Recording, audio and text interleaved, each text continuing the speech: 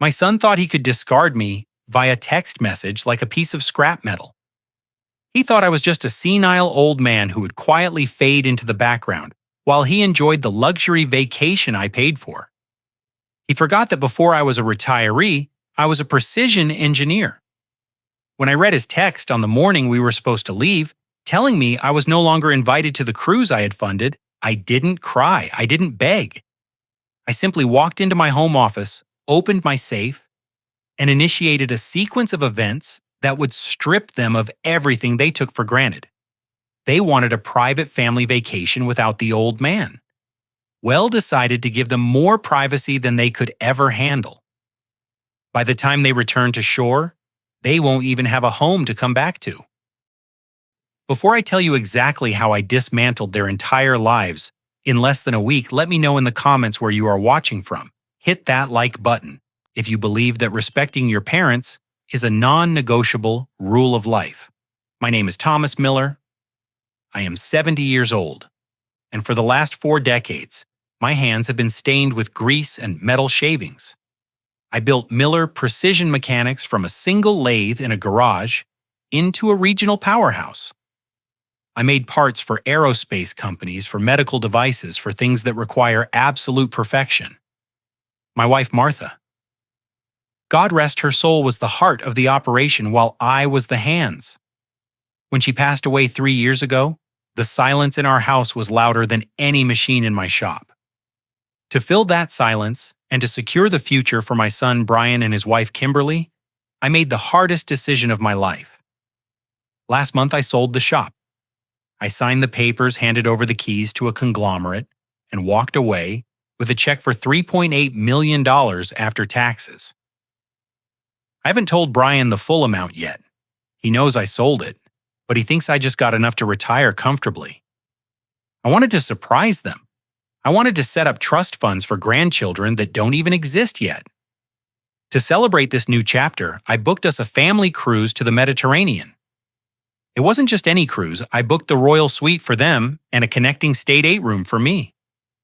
I paid for the flight upgrades, the excursions, the premium beverage packages. The total bill came to $24,500. It was a lot of money, but I thought it was an investment in memories. I thought it was a way to reconnect with my son, to show Kimberly that I could be a fun grandfather figure to bond. I was ready. My suitcases were packed by the door. I had polished my best dress shoes. I had even bought a new tuxedo for the captain's dinner. I woke up at 6:00 in the morning purely out of habit. My internal clock is still set to the shift changes at the factory. I was sitting at the kitchen table nursing a black coffee, feeling a mix of excitement and anxiety when my phone buzzed against the wood. It was a text from Brian. I put on my reading glasses expecting a message about what time they would pick me up. Instead, I read the words that made my blood run cold. Dad, change of plans. We think it is best if you sit this one out. Kimberly really needs us to focus on our marriage right now, and she wants it to be just family. We will send you photos. Love you. Just family. I stared at those 2 words until they blurred. Just family. As if I were a neighbor or a distant acquaintance. As if I hadn't changed his diapers, paid for his college tuition at Harvard, and bought the house they were currently sleeping in. I am his father. I am the definition of his family. I didn't reply by text. I needed to hear his voice. I needed him to say this to me, Manto Man. I dialed his number. It rang 4 times. I expected it to go to voicemail, but then the line clicked open. It wasn't Brian, it was Kimberly. Thomas, she said. Her voice wasn't apologetic. It was sharp, impatient, like she was talking to a telemarketer. Did you not get Brian's text? We are really busy trying to get everything packed. I gripped the phone tighter. Kimberly, I paid $25,000 for this trip. My bags are packed. What is going on? Let me speak to Brian. Brian is busy loading the car, she snapped. And honestly, Thomas, this is exactly why we need this time apart.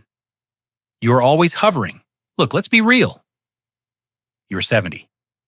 You walk slow. You complain about the food. You need naps. You kill the vibe. This is supposed to be a luxury vacation, not a nursing home excursion. We want to enjoy ourselves without having to worry about whether Grandpa can keep up. My hand was shaking, not from age, but from a rage I hadn't felt since a supplier tried to sell me SEEB standard steel in '89. I'm not an invalid, Kimberly, I said, my voice low and steady. I run 5 miles a week. I just sold my company for millions. I am perfectly capable. She laughed a cruel, dismissive sound. Oh, stop it. You sold a dusty old shop. Congratulations. Look, Brian agrees with me. He just didn't want to hurt your feelings, so he sent the text. We need space. We need to reconnect as a couple. And having you there asking questions and telling the same boring stories about Martha, it is just not going to work. Stay home, watch some TV. We will bring you back a souvenir. She hung up. The silence in the kitchen was heavy, suffocating. I looked at my reflection in the dark window. I didn't see a decrepit old man. I saw Thomas Miller, the man who could spot a microscopic fracture in a turbine blade with his naked eye. I saw a man who had worked 16-hour days so his son would never have to touch a wrench if he didn't want to. She said I walked slow. She said I killed the vibe. She said Brian agreed with her. My son, the boy I raised to be a man of honor. The boy whose Harvard education I paid for by refinancing my business twice. He let his wife tell me I was unwanted trash on a trip I funded. He hid behind a text message because he was too cowardly to look me in the eye. I looked at the luggage by the door. The new tuxedo still in its plastic wrap. The excitement I had felt 5 minutes ago had evaporated, replaced by a cold, hard clarity. They didn't want me. They wanted my money. They wanted the lifestyle I provided, but they didn't want the man who earned it. I sat there for a long time, listening to the refrigerator hum. I thought about Martha. I thought about how she wore the same winter coat for 10 years so Brian could have the best textbooks. I thought about how she scrimped and saved so we could buy that colonial house in the upscale neighborhood for them paying cash so they wouldn't have a mortgage. They were living in a $1.2 million home that I owned. They were driving cars I leased. They were going on a vacation I paid for, and they had the audacity to tell me I wasn't family. A calm settled over me. It is the same calm I get when I have to troubleshoot a catastrophic machine failure. You don't panic, you assess the damage, you isolate the variables, and then you fix it. I picked up my phone again. I didn't call Brian, I didn't call Kimberly. I opened my banking app, I saw the transaction for the cruise agency, $24,500, non-refundable. Fine. I scrolled down to see the recent activity on the credit card I gave Kimberly for household expenses. I saw charges from yesterday, $1,000 at a luxury boutique, $500 at a salon, $300 at a wine shop. They were gearing up for a high society parade on the deck of that ship. They were planning to play the part of the wealthy power couple spending my hard-earned money while leaving me behind like a discarded tool. I closed the app. I stood up and walked to the window. The sun was just starting to rise, casting long shadows across my lawn. Kimberly was right about one thing. I am old. I do have old-fashioned values. And one of those values is that you get what you pay for. And another is that you never ever bite the hand that feeds you. They wanted to cut me out. Fine. I would give them exactly what they asked for. I would remove myself from the equation completely, but I would take my foundation with me. I walked over to my suitcases. I didn't unpack them. I simply moved them to the closet. Then I went to my desk and pulled out a fresh notepad. I picked up my favorite drafting pen. Step 1, verify the parameters. Step 2, identify the structural weaknesses. Step 3, execute the demolition. I needed to see them. I needed to look Brian in the face one last time before they left. I needed to give them one final chance to be decent human beings, although my gut told me the time for that had passed long ago. I grabbed my car keys. I wasn't going to the port to wave goodbye. I was going to their house, my house, to hear their lie in person. And while I was there, I was going to retrieve something very important. Kimberly said I ruined the atmosphere. Well, she has no idea. The storm hasn't even started yet. I am Thomas Miller, and I am about to teach my son a lesson that Harvard couldn't. I walked out the door, locked it, and got into my truck. The engine roared to life, a sound of raw power. I shifted into gear. The cruise ship departs at 4 this afternoon.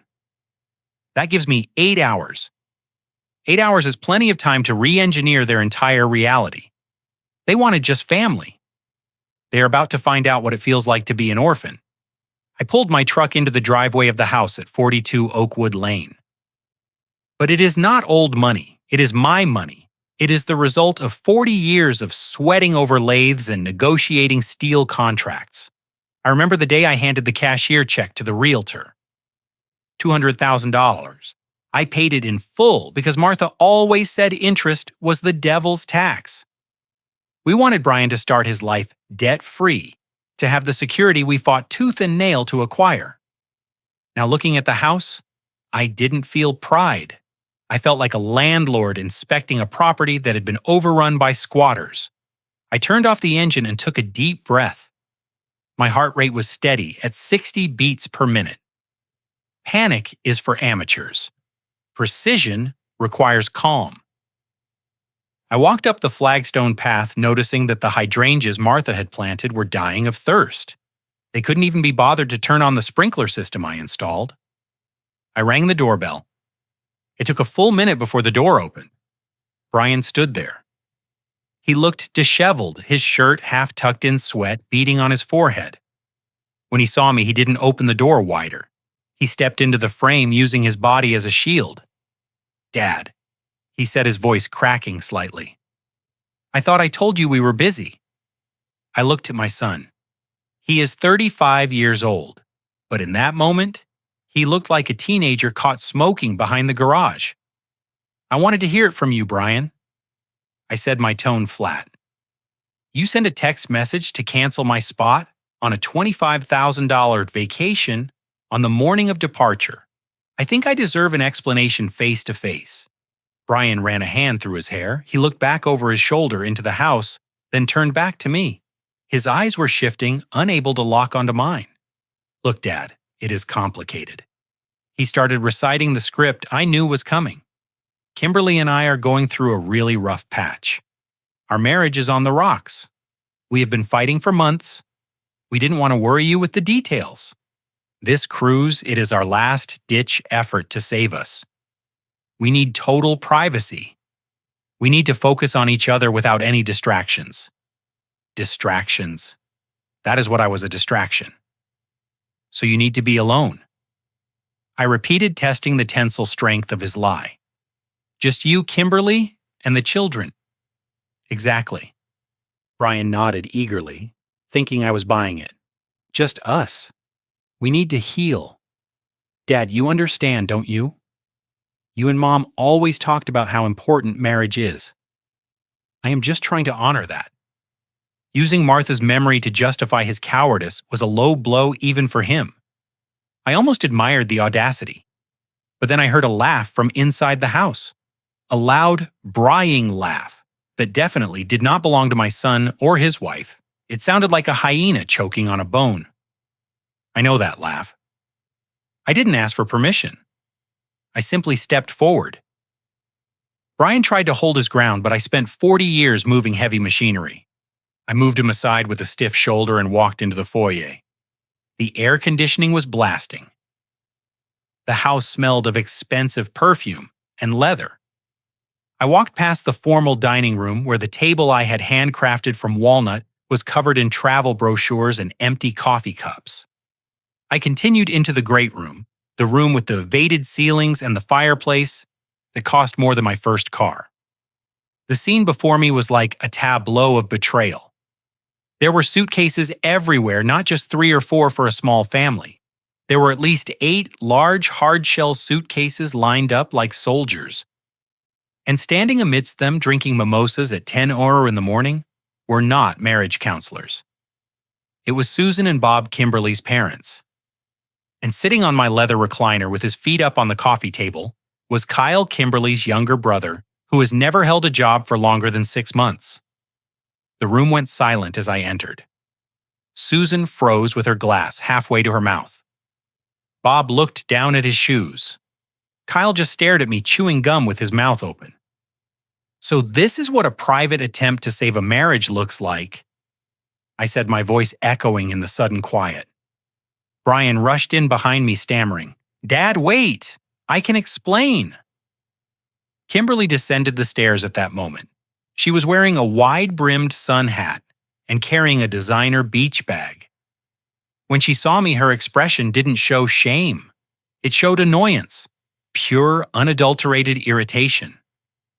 "Oh, for heaven's sake, Thomas," she snapped, dropping the bag on a chair. "Do you have to make everything a scene?" I ignored her tone. I walked over to the pile of luggage. I looked at the tags. I saw Brian's name. I saw Kimberly's name. And then I saw it. A bright blue tag on a Louis Vuitton suitcase that certainly didn't belong to me. Guest name Susan Henderson. Cabin Royal Suite Connecting. That was my cabin. That was the room I had paid $6,000 for so I could be close to my grandchildren. I turned to Kimberly. "You gave my ticket to your mother." Kimberly walked over to the kitchen island and poured herself a glass of water, acting as if this were the most normal thing in the world. "My parents are here for emotional support." "Thomas," she said, taking a sip, "Brian and I are in crisis. I need my family around me. My mother helps with the kids. My father offers guidance. They are essential for this trip if we are going to make it work. And Kyle." I pointed to the brother who was now scrolling on his phone. "Is he here for spiritual guidance?" "Kyle is going through a hard time," she said dismissively. "He needed a break from what I asked." From unemployment, Kimberly slammed the glass down. "See, this is exactly why you weren't invited. You are negative, you are critical, you judge everyone. My family brings light and energy. You bring heaviness. You walk around checking the thermostat and inspecting the floorboards like a building inspector. It is exhausting, Thomas. We are going on a luxury cruise to the Mediterranean. We want to drink wine and laugh and relax. We don't want to listen to you talk about gear ratios and interest rates." I looked at Brian. He was standing by the fireplace looking at the floor. He wouldn't even look at me. He was letting his wife eviscerate his father in the house his father bought. "Brian?" I said, "I paid $2,400 for this trip. I transferred the funds 3 months ago." Brian mumbled something. "Speak up," I commanded. "We appreciate the gift, Dad," he said, finally looking up with pleading eyes. "We really do, and we will pay you back someday. But right now, Kimberly needs this. She needs her family. Her family." The words hung in the air. I looked at Susan and Bob. They were wearing new clothes, expensive resort wear. I recognized the brand logos. I looked at the pile of luggage. I did a quick mental calculation. The clothes, the luggage, the upgrades they must have purchased to add Kyle to the itinerary. They had easily spent $10,000 in the last week, money that came from the joint account I funded. So I said slowly, piecing it together, "You are taking the vacation I paid for. You are staying in the suite I booked, and you are bringing the in-laws who haven't contributed a dime to this household, all while telling me I am too old and boring to join. It is not about the money." Thomas Susan chimed in, her voice shrill. "It is about the family dynamic. You just don't fit the vibe." The vibe. That word again. I looked around the room one last time. I memorized every detail. The wine stain on the rug they hadn't cleaned, the scratches on the hardwood floor from dragging suitcases, the way Kimberly looked at me with utter contempt like I was the hired help who had overstayed his welcome. I realized then that there was no saving this. There was no misunderstanding. This was a hostile takeover. They had taken my resources, my generosity, and my love, and they had weaponized it against me. Fine, I said. I kept my face completely neutral. I adjusted my cuffs if that is how it is. I turned to Brian. Have a safe trip, son. I hope the emotional support is worth it. I didn't wait for a response. I turned and walked out the front door. As I closed it behind me, I heard Kimberly let out a loud sigh. Finally, she said, I thought he would never leave. God, he is so depressing. I walked back to my truck. The sun was higher now. The heat was rising. I sat in the driver's seat and looked at the house one last time. They thought I was leaving to go home and sulk. They thought I was going to sit in my empty house and wait for their postcards. They were wrong. I wasn't going home. I was going to verify a few things. You see, when I was in the kitchen, I noticed something in the trash can by the door. It was just a glimpse, but my eyes are trained to spot anomalies. It was a brochure, and next to it, a crumpled piece of paper with my name on it. I needed to see what that was. But I couldn't go back in there now. I had to be smart. I had to be patient. I started the truck and drove down the street, but I didn't go far. I pulled into a cul-de-sac 2 blocks away and waited. I knew their schedule. They had a flight to catch. They would be leaving in 20 minutes. And once they were gone, I was going back in not as a father, but as an auditor. Because that plausible lie about a marriage crisis didn't hold up against the data. You don't bring your deadbeat brother on a romantic reconciliation trip. There was something else going on, something deeper, and I was going to find the blueprints before they even reached the airport. I checked my watch. 10:15. The game had officially begun. I watched from the end of the block as the airport shuttle van pulled into my driveway. From my vantage point behind a row of hedges, I saw the performance continue. Kimberly was directing the driver with frantic hand gestures, ordering him to load the bags with care, treating a working man like a servant. Brian was pacing the sidewalk, checking his phone, looking nervous. They looked like a family running away from a crime scene, which in a moral sense is exactly what they were doing. When the van finally pulled away, turning the corner and disappearing toward the highway, I didn't feel sadness. I felt the cold, hard click of a switch flipping in my brain. It is the same feeling I used to get when I switched a machine from manual to automatic. The emotional component was gone. Now it was just execution. I drove my truck back up the driveway and parked it right where their shuttle had been. The house stood silent, looming over me. It was a beautiful structure, brick and mortar paid for with 40 years of my life. But as I walked up the steps and unlocked the front door with my key, it felt different. It didn't feel like a home anymore. It felt like a hostile environment that needed to be secured. I stepped inside. The air was still thick with Kimberly's perfume and the lingering smell of the expensive breakfast they had rushed through. I locked the door behind me and engaged the deadbolt. I wanted to be undisturbed. My destination wasn't the living room or the kitchen. It was the study. Brian called it his home office, a pretentious title for a room where he mostly played video games and pretended to look for business opportunities. I walked down the hallway, my footsteps echoing on the hardwood floors I'd installed myself. I opened the door to the study. It was a disaster. Papers were strewn across the desk. Empty energy drink cans lined the windowsill, and a half-eaten bagel sat on top of a stack of invoices. It was the workspace of a chaotic mind, a mind that lacked discipline. In my shop, a messy station meant a dangerous worker. Here it meant a careless one. I walked around the desk. My eyes scanned the room looking for anomalies. I didn't have to look hard. Brian and Kimberly were arrogant.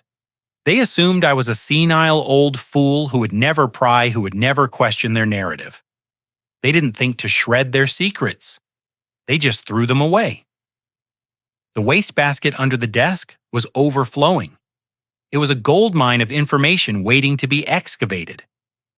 I sat down in Brian's expensive ergonomic chair, a chair I'd paid for, and pulled the trash can between my knees. I began to sort through the refuse with the same precision I used to sort scrap metal. Then, near the bottom, crumpled into a tight ball, I found a glossy brochure. I smoothed it out on the desk. The cover featured a generic stock photo of smiling elderly people playing checkers in a sunlit room. The title read, Golden Horizon Charity Care Facility. Charity care. I frowned. Why would my son be looking at a charity facility? I had millions in the bank. I had excellent health insurance and health. I had just sold my company for a fortune. I flipped the brochure open. It wasn't a luxury retirement community. It was a state-subsidized facility for the indigent. The text boasted about low-cost shared rooms and government assistance programs. I dug deeper into the trash. I found a printed email torn in half. I pieced it together. It was a correspondence between Kimberly and an admissions director at Golden Horizon. The email read, We understand the patient has significant assets, but we are looking for a facility that can handle aggressive dementia cases without draining the estate. We need to preserve the capital for family needs. Is there a way to qualify for state aid if we restructure his ownership status, aggressive dementia? My hands went still. I have never had a memory lapse in my life. I can recite the serial numbers of machines I sold 10 years ago. They weren't just planning to put me in a home. They were building a narrative that I was losing my mind. They wanted to warehouse me in a low-budget facility to save money. My money, so they could spend it on themselves. But the smoking gun was at the very bottom of the bin. It was a draft document heavy bond paper with sticky notes attached to the margins in Kimberly's handwriting. Durable power of attorney and guardianship petition. I started reading. The legal jargon was dense, but the intent was crystal clear. The document was a petition to the court to declare Thomas Miller, that is me, mentally incompetent due to advanced cognitive decline. It requested that Brian Miller be appointed as my legal guardian with full control over all financial assets, real estate, and medical decisions. There was a note in red ink in the margin next to the clause about liquidating assets. It said, check with lawyer if we can sell the remaining machine shop shares immediately after the order is signed. Need cash for Kyle's situation. Kyle, Kimberly's deadbeat brother. The puzzle pieces snapped together with a terrifying clarity. The cruise wasn't a vacation, it was a holding pattern. They wanted me out of the way. Or perhaps they realized that taking me on the cruise was too risky. If I was around them for 10 days, I might overhear something. I might see the credit card alerts. By leaving me behind isolated and rejected, they probably hoped I would fall into a depression. Or maybe they planned to come back and claim that my behavior regarding the trip, my anger, my confusion, was proof of my dementia. They were going to gaslight me into a straitjacket. I looked at the date on the draft. It was created 3 days ago.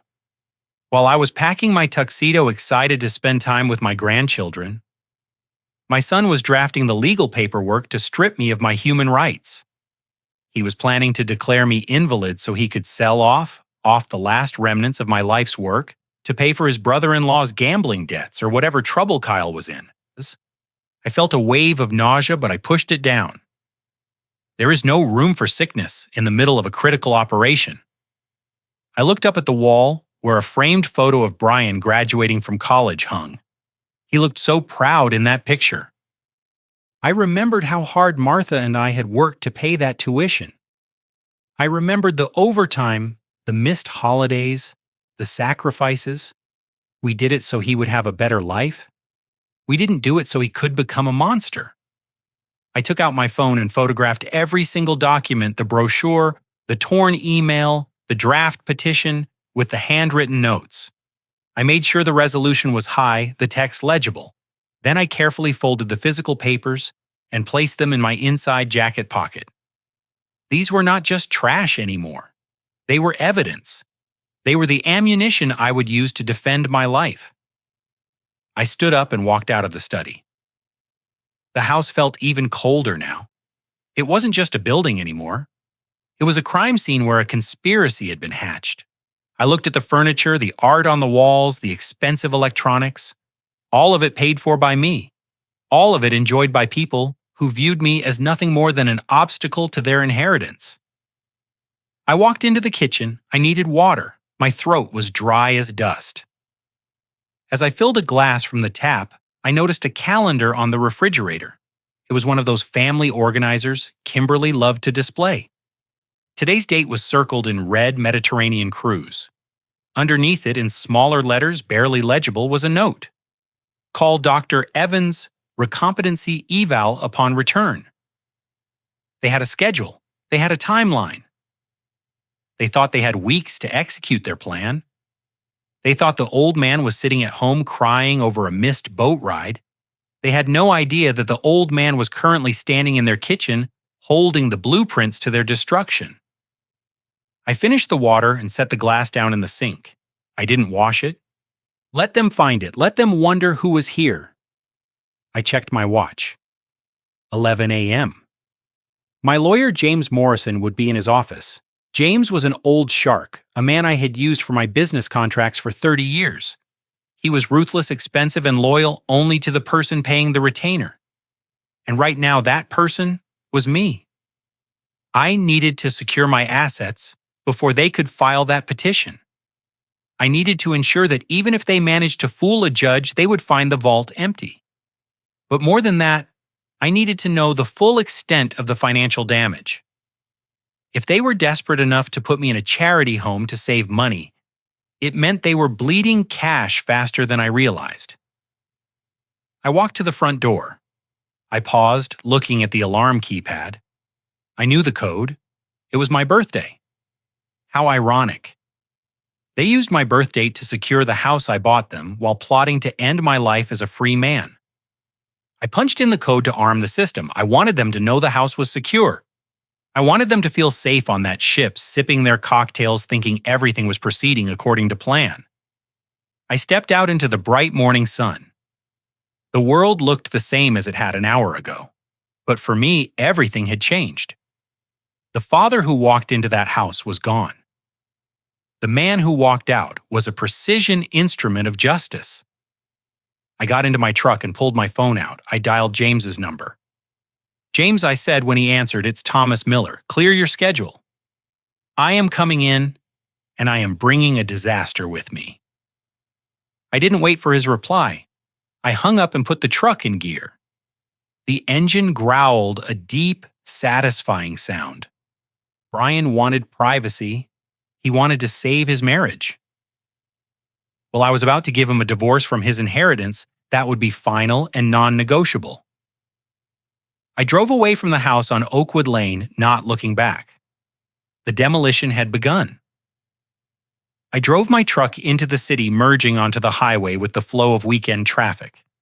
To anyone watching, I was just an old man in a Ford F-150, perhaps heading to the lake for a quiet afternoon of fishing. In reality, I was hunting. I parked 3 blocks away from the glass tower that housed Morrison and Partners. I walked the rest of the way, my baseball cap pulled low. James Morrison has been my lawyer for 30 years. He is a man who wears $3,000 suits and smiles like a shark sensing blood in the water. We have a history. He helped me sue a supplier who tried to bankrupt me in the 90s. He helped me structure the sale of my company last month. He knows where every financial skeleton in my closet is buried, mostly because he helped dig the holes. I didn't have an appointment, but when you pay the kind of retainers I do, you don't need one. The receptionist, a sharp woman named Ella Lahner, who has been with James as long as I have, nodded me straight through to the corner office, Thomas James said, standing up from his mahogany desk. He didn't offer a pleasantry. He saw the look on my face. He saw the folder of crumpled papers I pulled from my jacket pocket. He pointed to the leather chair opposite him. "Sit. Tell me who we are destroying today." I sat down and laid the evidence on the desk. The brochure for the charity home, the torn email about my alleged dementia, the draft petition for guardianship. James put on his reading glasses. He went silent. The only sound in this room was the hum of the air conditioning and the rustle of paper as he turned the pages. I watched his face. James is a man who has seen everything: divorce, embezzlement, corporate espionage. But as he read the notes in Kimberly's handwriting, his jaw tightened. "They are moving fast," he said, finally taking off his glasses. "This petition is aggressive. They are citing cognitive decline to bypass the usual waiting periods. They want emergency temporary guardianship. If they file this on Monday, while you are supposedly confused about missing the cruise, a judge might grant it ex parte. That means without you even being there to defend yourself. They won't get the chance." I said, "I want to liquidate everything, James. I want to trigger the nuclear option on the house. I want to secure the proceeds from the shop sale so deep in a trust that they would need a submarine to find it." James nodded, tapping a gold pen against the desk. "We can do that, but first we need to check the current status of the real estate assets. I recall there was a hanging issue with the deed transfer on the Oakwood Lane property." He turned to his computer and began typing furiously. I frowned. "Hanging issue. When we bought that house 3 years ago," I said. "I paid $1.2 million in cash. I put Brian on the deed so he would feel like a man, like a homeowner, but we agreed I would transfer full title to him once they settled in." "Correct," James murmured, his eyes scanning the screen. "We prepared the quitclaim deed and the transfer of ownership affidavit 2 years ago. It was supposed to be a gift, a tax-free transfer of equity." He stopped typing. A slow, predatory smile spread across his face. "Thomas, do you remember why that transfer was delayed?" I thought back. I remembered sitting in this very office waiting for Brian and Kimberly. They never showed up. Brian had called breathless, saying Kimberly had a crisis with a dress fitting for a gala or some nonsense. They rescheduled. Then they rescheduled again. And then life happened. Martha got sick. I got busy with the shop. We just forgot. They never signed it, did they? I asked, feeling a surge of adrenaline. James turned the monitor toward me. "Not only did they never sign it," he said, pointing to the digital record, "but because the initial purchase was structured to protect your investment until the transfer was finalized, you are not just a name on the deed. You are the majority equity holder." I leaned in, squinting at the legal text. The deed lists Thomas Miller and Brian Miller as joint tenants with rights of survivorship. But there is an addendum here, clause 14B, which specifies that until the quitclaim is executed, the primary investor, that is you, retains 51% controlling interest in the property, 51%. I sat back, letting the number sink in. I didn't just own a room in that house, I owned the house. Brian was, for all legal purposes, a minority shareholder living in my corporate headquarters. "That means I can force a sale," I said. James chuckled darkly. "Thomas, with 51%, you can paint the house pink and turn it into a petting zoo if you want. But yes, you can force a sale. You can petition for a partition action since the property cannot be physically divided. The court will order it sold, and the proceeds split according to equity. And since you paid the initial $1.2 million, we can argue for reimbursement of the capital contribution before any split of the appreciation." "That is the lever," I said.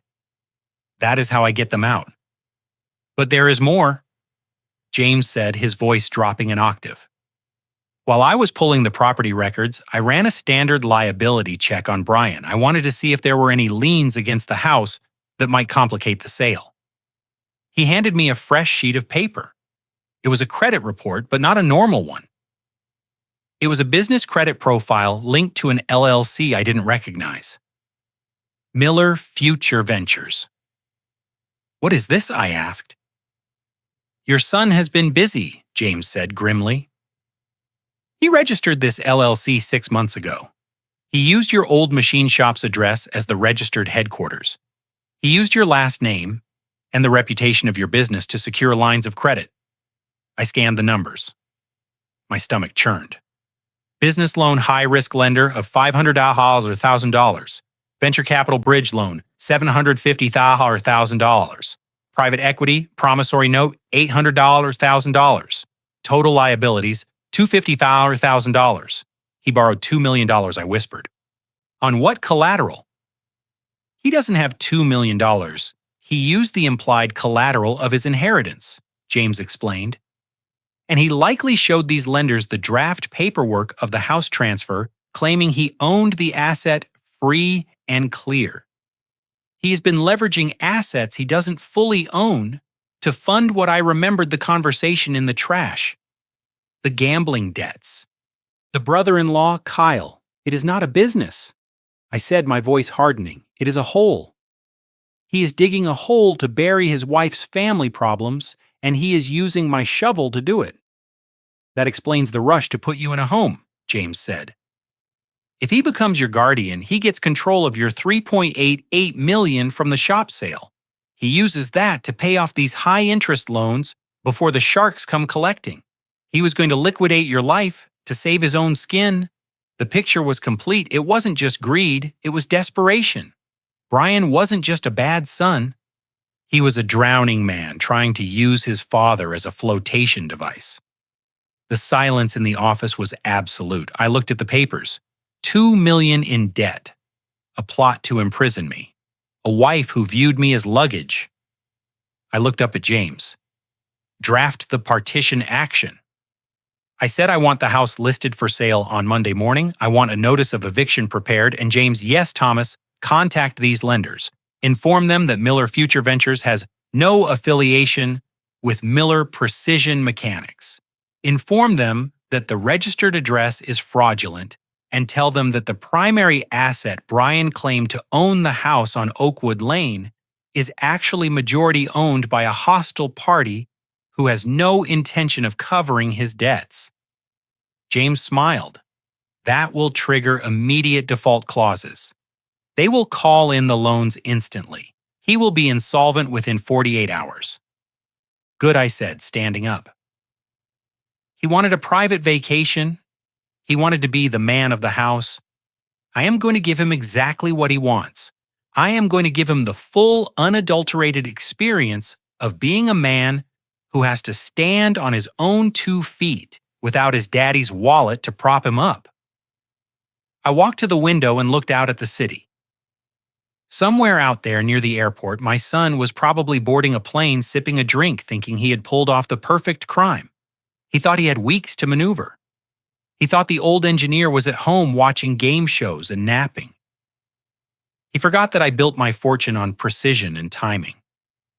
I checked my watch. 100 p.m. They would be taking off soon. I turned back to James. One more thing, do you still have that contact at the security firm? The one who specializes in surveillance?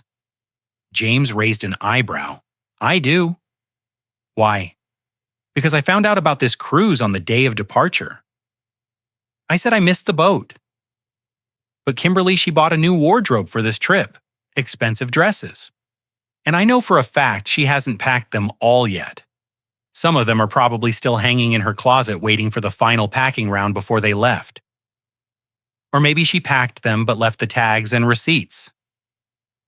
I paused, formulating the next phase of the plan. I need a bug, James. A listening device. Small button size. You want to bug them? James asked, looking skeptical. Thomas, that is legally gray. I'm the majority owner of the house, I reminded him. I have the right to secure my property. And I am not going to put it in the wall. I am going to put it in something that is traveling with them. James stared at me for a moment, then let out a short, sharp laugh. You are going to plant it in her luggage. I am going to plant it on her person, I corrected. I saw a dress in the hallway, a hideous sequined thing she plans to wear for the captain's dinner. It has a thick hem. Get me the device, James. I have a fishing trip to finish. James opened his desk drawer and pulled out a small black box. He tossed it to me. Battery life is 10 days, he said, voice activated. Uploads to a cloud server you can access from your phone. Don't get caught. I caught the box. It felt light, insignificant. But it was the key to the final lock. "I won't get caught," I said. "I am just a slow old man, remember? Who pays attention to the elderly." I walked out of the office, the device in my pocket, the evidence of my son's financial ruin in my mind. The fishing trip was over. It was time to bait the hook. I walked out of James Morrison's office with a device smaller than a dime burning a hole in my pocket. It was a matte black disc, smooth and cold, weighing less than 3G. To the untrained eye, it looked like a spare button or a piece of plastic debris. To me, it was the most important piece of machinery I had ever handled. It was a listening device with a 10-day battery life voice activation and a direct uplink to a secure cloud server I could access from my smartphone. The drive back to Oakwood Lane was a blur of calculation. I wasn't thinking about the traffic or the heat. I was thinking about seams fabric density and audio clarity. I spent 40 years engineering parts that had to perform under extreme pressure. Installing a bug into a dress was not espionage to me. It was a retrofit. When I pulled into the driveway, the house was still silent. The alarm system was still armed just as I had left it. I deactivated it and stepped inside.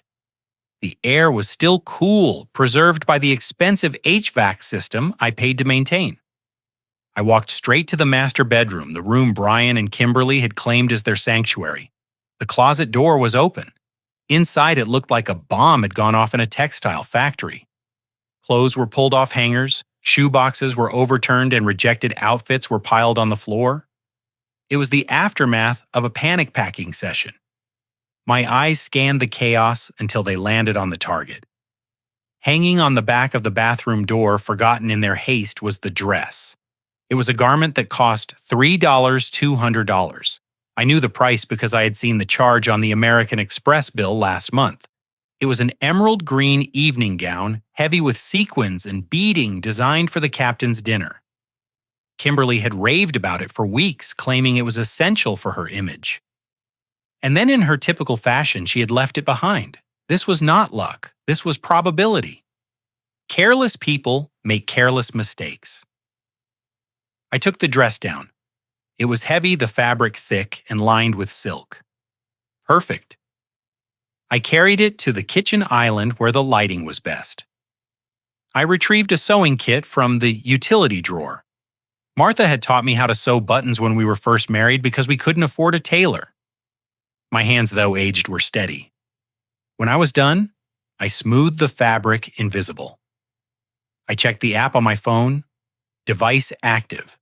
Signal strength 100%. I tapped the dress gently. The bars on the audio visualizer jumped. It was working. Now came the delivery. I picked up my phone and dialed Brian. He answered on the second ring, his voice tense. "Dad, why are you calling?" "We are at the hotel waiting for the shuttle to the port." "You forgot something," I said, keeping my voice helpful, almost subservient. "Kimberly's green dress, the one with the sequins. It is hanging on the bathroom door." There was a muffled curse on the other end. I heard Kimberly's voice in the background, shrill and panicked. "My dress." "Oh my God." "Brian, tell me you packed it." "She left it." Brian said to me, sounding exhausted. "Dad, we can't come back. We are 40 minutes away and traffic is a nightmare." "I will bring it to you," I offered. "I am already in the truck. I can be there in 30 minutes. Consider it a bon voyage gesture." There was a pause. I knew what they were thinking. They didn't want to see me. They didn't want the old man ruining their vibe before they even set sail. But Kimberly's vanity was a powerful force. She wanted that dress more than she wanted to avoid me. Fine, Brian sighed. "We are at the Marriott Harbor Beach. Meet us in the lobby, and Dad just drop it off." "Okay. We have a lot of coordination to do with Kimberly's parents." "Understood," I said. "Just a drop-off." I hung up. I folded the dress carefully and placed it in a garment bag. I walked out to the truck, the Trojan horse in my hand. The drive to the hotel was smooth. I parked in the valet circle, ignoring the attendant who looked at my truck with disdain. I walked into the lobby, the garment bag over my shoulder. I saw them immediately. They were sitting in a corner lounge. Susan and Bob were ordering drinks. Kyle was asleep on a sofa. Brian and Kimberly were arguing in hushed tones. I walked over. Kimberly looked up, her eyes landing on the garment bag, like a predator spotting prey. "You found it," she said, not saying thank you, but reaching out her hand. I handed it to her. "Safe and sound," I said. "I wouldn't want you to miss your big night." "Thanks, Dad," Brian said, not looking me in the eye. "Look, we really have to go meet the coordinator." "I know," I said. "I just wanted to help. Have a wonderful trip." I turned and walked away. I didn't linger. I didn't beg for a hug. I walked straight back to my truck, got in, and drove to a parking lot across the street. I turned off the engine and put on my noise-canceling headphones. I opened the app. The audio feed was crystal clear. At first, there was just the sound of rustling fabric as Kimberly unzipped the bag to check the dress. "It's fine," I heard her say. The old fool didn't wrinkle it. Then the sound of movement. Walking an elevator ding. They were moving to a more private area, likely their hotel room, before heading to the ship. The door clicked shut. The background noise of the lobby vanished, replaced by the hum of a quiet room. I poured myself a coffee from my thermos and listened. "So is everything set with the lawyer?" Kimberly's voice cut through the silence. It was sharp, devoid of the fake sweetness she used in front of neighbors. Brian's voice replied, lower, more hesitant. "Yes, he is drafting the petition now. We file it on Monday morning. By the time we get back from the cruise, the emergency order should be signed." "Good," Kimberly said. "I don't want to spend another month pretending to be nice to him. It is exhausting." "Did you tell the facility about his dietary restrictions?" "Who cares about his diet?" Brian laughed. It was a cold, unfamiliar sound. "It is a state facility, Kim. They feed them whatever slop is cheapest. He will eat what he is given." My hand tightened around the coffee cup. State facility slop. "But are you sure we can sell the shop shares immediately?" Kimberly asked. "Kyle's bookie is calling me every day. He needs that $50,000 by the first of the month, or he is going to start breaking legs." "Don't worry," Brian assured her. "Once I have power of attorney, I can liquidate whatever I want. I will claim it is for his medical care. We will sell the remaining 49% of the shop equity. That should net us at least $200,000. We pay off Kyle's debt, put the rest in the offshore account, and dump the old man in the golden horizon." Kyle's debt. Gambling. My son was planning to sell the last pieces of my legacy, the company I built with my own sweat, to pay off a thug who was threatening his deadbeat brother-in-law. "But what about the house?" Kimberly asked.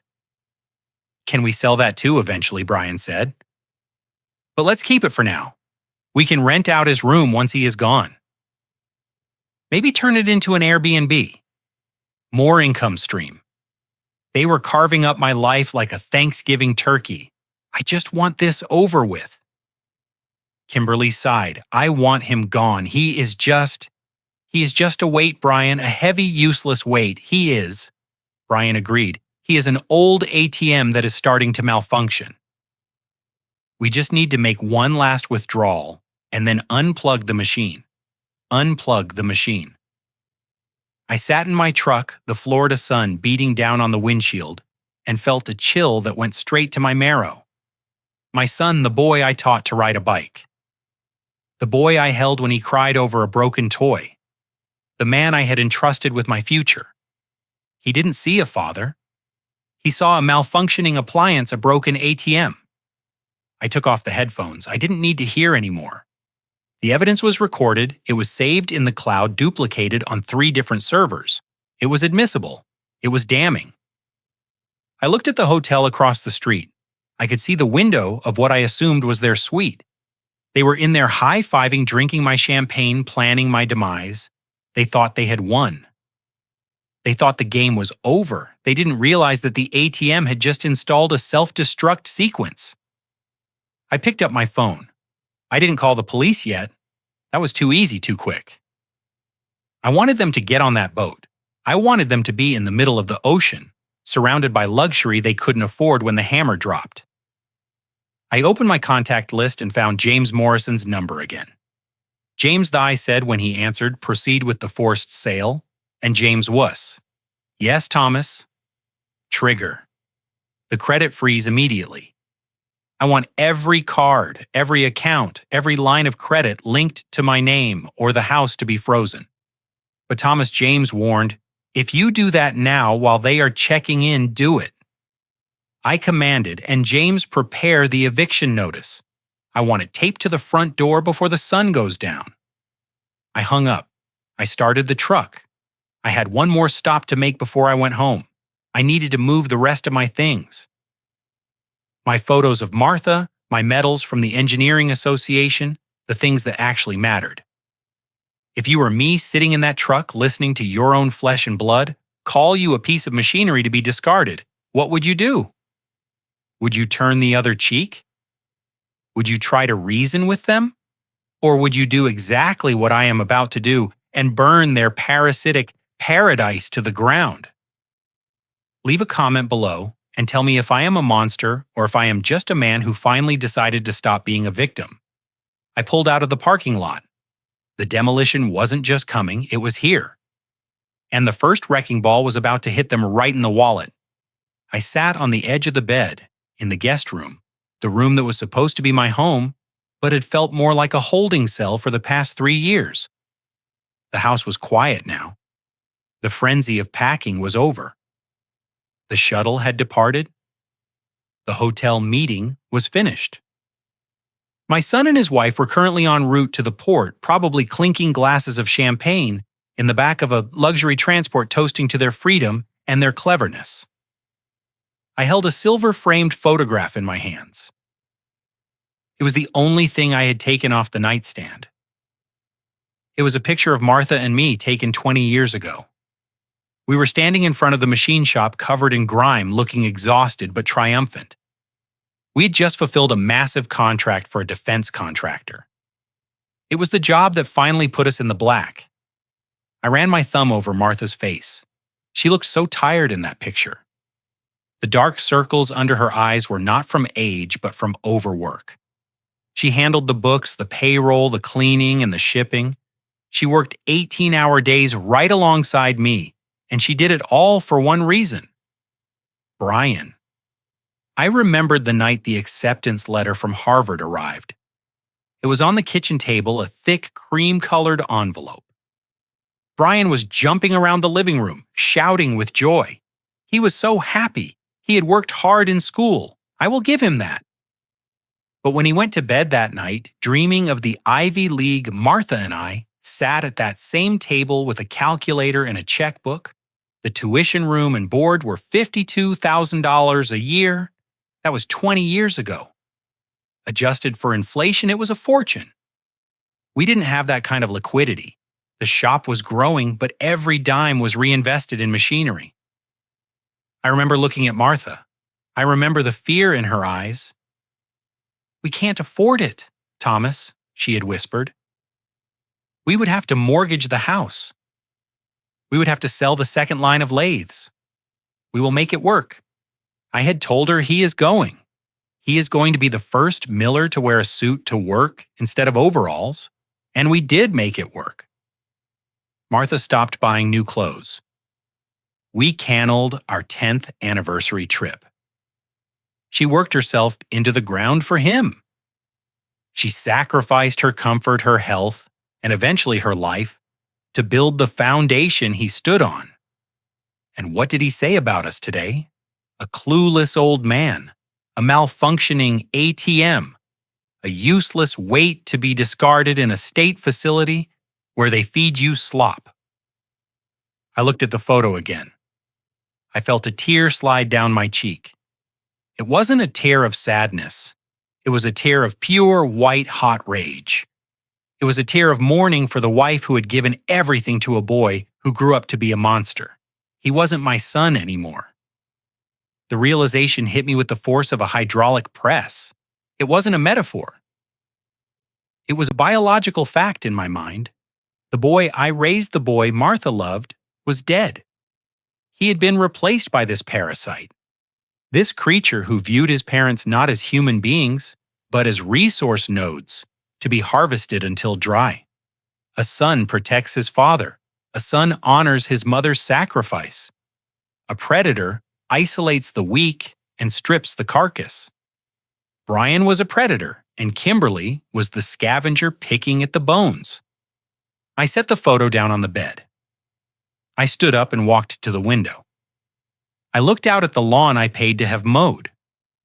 I looked at the luxury SUV in the driveway that I helped finance. They had mistaken my love for weakness. They had mistaken my generosity for stupidity. They thought that because I gave freely, I had no concept of value. They were about to learn the cost of everything. I pulled my phone from my pocket. My hand was steady. My heart was cold. I dialed James Morrison. He answered on the first ring. He knew I wasn't calling to chat. "James," I said, "I am at the house. I am looking at the assets." "Go on," Thomas James replied. "I want you to execute the forced sale option, the partition action. File it first thing Monday morning. I want the for sale sign on this lawn before they even dock at their first port of call." "Consider it done," James said. "We will cite irreconcilable differences between CO owners. We will demand liquidation of the asset to recover your initial capital contribution of $1.22 million plus appreciation." But that is not all, I continued. I was walking around the room now, pacing like a tiger in a cage. "I want you to go through the last 10 years of financial records. Every check I wrote to Brian, every transfer to Kimberly." "Okay," James said, the sound of his keyboard clicking in the background. "What are we looking for?" "I want to reclassify every single transaction," I said. "The $60,000 for the BMW down payment, the $40,000 for their wedding venue, overrun the $15,000 for the nursery renovation, the $10,000 for their anniversary trip to Paris last year. Reclassify them as what James asked. Gifts." "No," I snarled. "Loans. Informal demand loans." "Thomas, that is tricky," James warned. "Unless there is paperwork." "There is paperwork," I lied. "Or at least there is intent." In the memo line of the check for the car, I wrote "to help with the car." Help implies assistance, not a gift. Assistance implies an expectation of responsibility. And since they have proven irresponsible, I am calling in the debt. James paused. He was a shark, but even sharks have to calculate the odds. "We can try," he said slowly. "We can send a demand letter for repayment of informal loans. We can argue that these were advances on an inheritance that has now been revoked. At the very least, it will tie up their credit and freeze their assets during litigation. It will make them insolvent. That is exactly what I want." I said, "I want them to bleed. I want them to look at their bank accounts and see zero. I want them to try to buy a cocktail on that ship and have the card declined.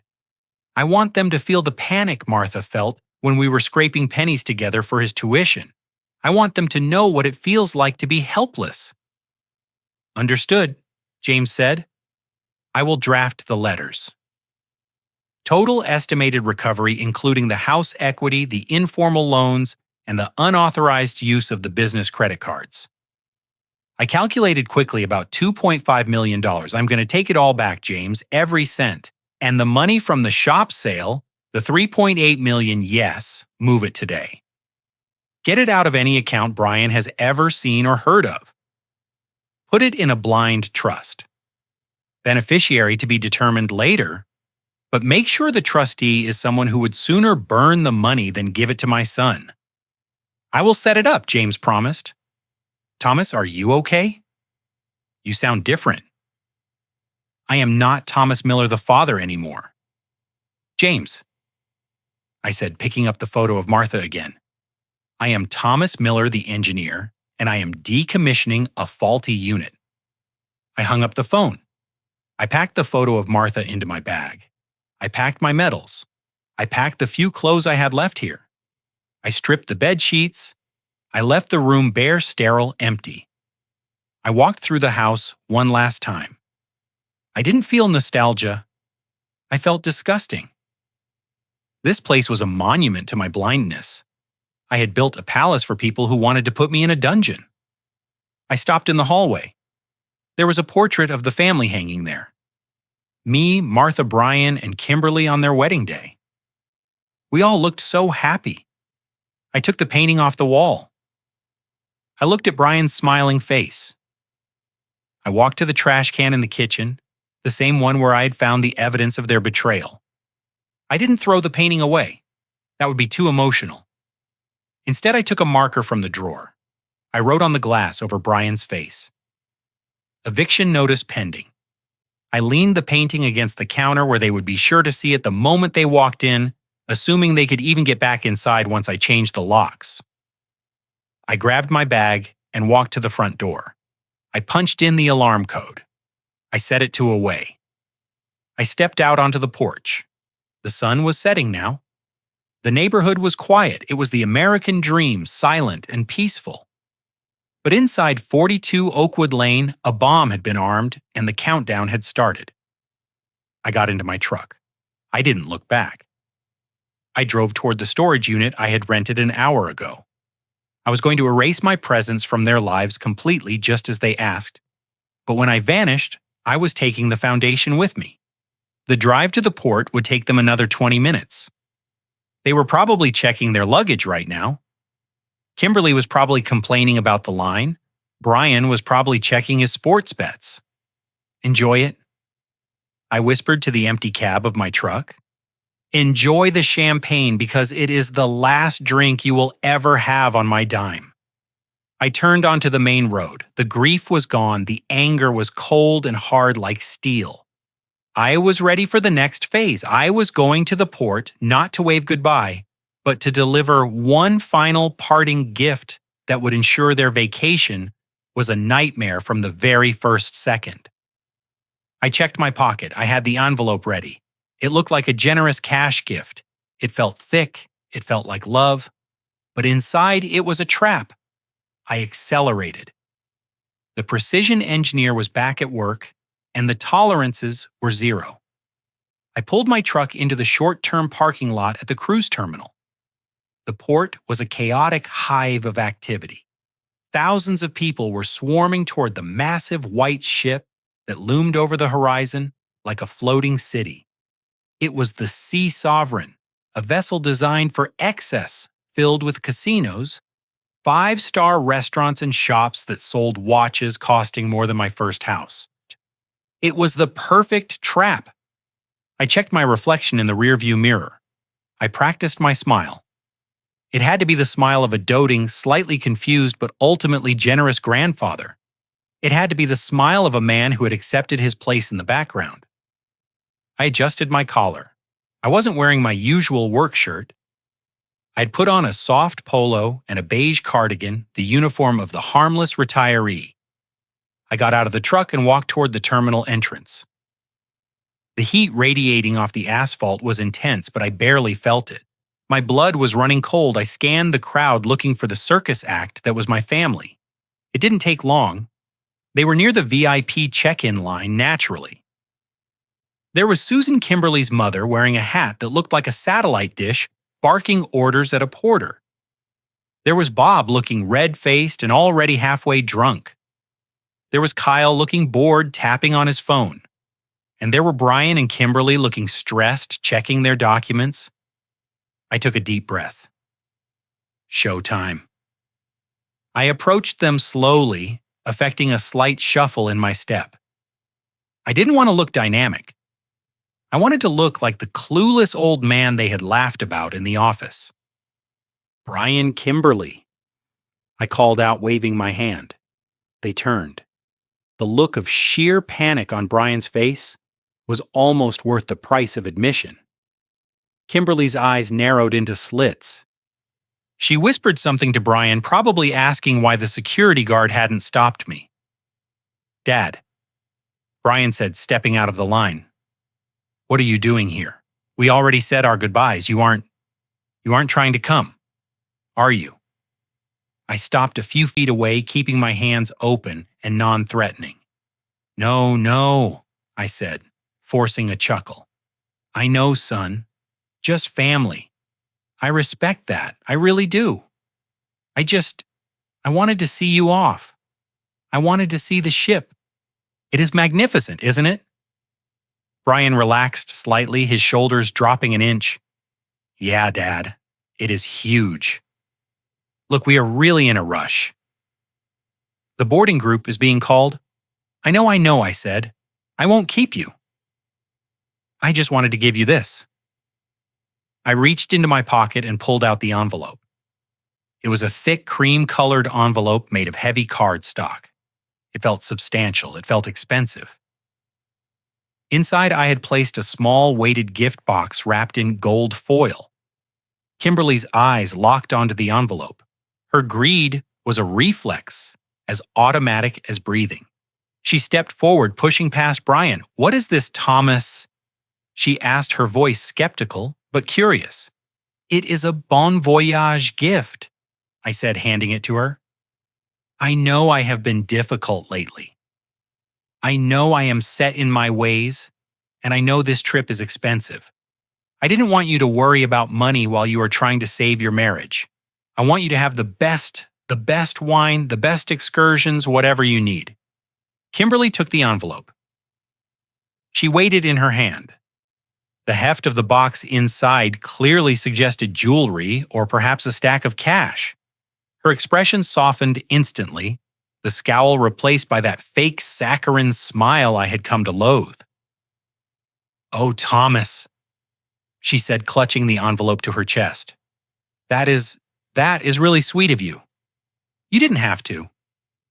I insisted, I said, patting Brian on the arm. You are my children. I worked hard my whole life so you could enjoy yours. Go have a wonderful time. Don't worry about a thing back home. I will water the plants. Brian looked at me for a second. Just a split second, I saw a flicker of guilt in his eyes. He knew he was screwing me. He knew he was leaving me behind while planning to steal my remaining assets. But the guilt was fleeting, washed away by the relief that I wasn't making a scene. Thanks, Dad, he said. You are the best. We will call you when we dock in Barcelona. Don't worry about calling, I said. Just enjoy the privacy. I watched them turn around. Kimberly was already tearing at the corner of the envelope as they walked toward the security checkpoint. Susan and Bob followed, dragging their luggage, oblivious to the fact that their free ride was about to end abruptly. I stood there for a long time. I watched them go through the metal detectors. I watched them hand their passports to the agent. I watched them walk up the gangway and disappear into the belly of the beast. Once they were gone, the smile vanished from my face. I walked over to the observation deck that overlooked the harbor. I leaned against the railing, staring at the massive ship. Inside that gold foil box in the envelope was not a diamond necklace. It was a credit card. Specifically, my Platinum American Express supplementary card issued in Kimberly's name. It was the card she had used for years to buy her designer bags and spa treatments. It was the symbol of her status, her magic wand, that made everything she wanted appear. She would open the box and think I was being incredibly generous. She would think I was giving her carte blanche. She would see the card and assume I had paid off the balance and raised the limit for the trip. What she didn't know was that 20 minutes ago, while sitting in my truck, I had logged into the banking portal. I hadn't canceled the card. Canceling it would show up as invalid immediately. No, I had done something much crueler. I had used the parental control features designed for teenagers. I had set a hard spending limit on her supplementary card. The limit was exactly $0 and there's Oz. But here's the beauty of the system. On her app, if she checked it right now, it would still show the card as active. It wouldn't show the decline until she actually tried to swipe it. It was a landmine waiting for a footstep. I imagined the scene. Tonight, the first dinner. They would go to the specialty steakhouse, the one that charges $100 a head cover charge plus wine. She would order the vintage champagne to celebrate getting rid of the old man. She would hand the waiter that shiny platinum card with a flourish, feeling like a queen. And then the waiter would come back. He would lean in discreetly. He would whisper the word that no social climber ever wants to hear. Declined, she would argue. She would tell him to run it again. She would call the bank, but there would be no cell service in the middle of the ocean, and the ship's Wi-Fi costs money. She couldn't pay. They would have to use Brian's cards. But Brian's cards were linked to the business accounts I had frozen this morning with James. Or they were linked to his personal accounts, which were currently overdrawn because he had spent every liquid dime on the down payments for those predatory loans. They were about to be trapped on a floating city of luxury with empty pockets. The ship's horn blasted a deep, mournful sound that vibrated in my chest. The lines were cast off. The water began to churn at the stern. Slowly, majestically, the sea sovereign began to pull away from the dock. I watched it go. I saw the passengers lining the decks, waving to the people on shore. I wondered if Brian and Kimberly were up there waving at the empty space where they thought I should be. "Goodbye," I whispered. I wasn't just saying goodbye to them. I was saying goodbye to the man I used to be. The man who apologized for taking up space. The man who bought affection. That man was on that ship sailing away to get lost at sea. The man remaining on the dock was Thomas Miller, the engineer, and I had work to do. I checked my watch. 2:30 p.m. The movers were scheduled to arrive at the house at 3. I had hired a professional team, White Glove Logistics. I told them I was downsizing and needed the house cleared of specific items immediately. I turned away from the ocean. I walked back to my truck. The heat was stifling now, but I felt energized. I felt lighter than I had in years. I drove out of the port, merging back into the city traffic. The timeline was tight. I had 48 hours before they reached their first port of call. 48 hours to erase 40 years of history from that house. 48 hours to liquidate the asset they thought was their birthright. My phone buzzed. It was a notification from the security system at the house. System disarmed. Master code used. I frowned. Who was at the house? I had the only key, and Brian and Kimberly were on the ship. Then I remembered. Kyle, the deadbeat brother. He must not have boarded with them. Or maybe he gave his key to someone else. Or maybe Brian had given a code to a friend to water the plants. No, they didn't care about the plants. I checked the camera feed on my phone. It wasn't a friend. It was a man in a cheap suit holding a clipboard. He was standing in the foyer looking confused. It was a process server. I laughed out loud. The lenders James had contacted were faster than I thought. They were already trying to serve papers for the default on the business loans. They must have tracked the address to the house. "Good luck," I said to the screen. "You won't find anyone home, and by the time the owners get back, there won't even be a home to find." I accelerated. The demolition was proceeding ahead of schedule. I needed to get to the house before the movers so I could supervise. I wanted to make sure they took everything. The dining table, I built the rug. Martha loved the grandfather clock. I was going to leave them nothing but the echo of their own greed. As I drove, I thought about the envelope in Kimberly's purse. It was a ticking time bomb. Every mile the ship traveled away from the coast was another mile deeper into the trap. "Have a nice trip, family," I said to the empty road. "I hope the buffet is free because that is the only thing you are going to be eating for the next 10 days. I turned onto Oakwood Lane. The Farrell sign wasn't up yet, but James had promised it would be there by Monday morning. For now, the house looked peaceful, deceptively peaceful. I pulled into the driveway. The final phase of the operation was about to begin. I was going to gut the house, sell the shell, and disappear into the sunset with my dignity and my fortune intact. And when they returned expecting to put me in a home, They would find that I was the one who had sent them to the poorhouse. I got out of the truck and walked up the steps. I didn't feel like an old man anymore. I felt dangerous and I liked it. The white glove logistics truck was a massive, pristine white beast idling at the curb when I pulled into the driveway. It looked more like a mobile laboratory than a moving van, which was exactly what I paid for.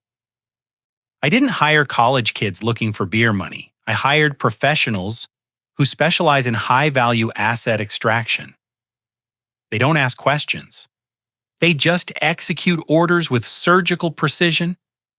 I got out of my truck and met the foreman, a man named Davis who had a clipboard and the demeanor of a drill sergeant.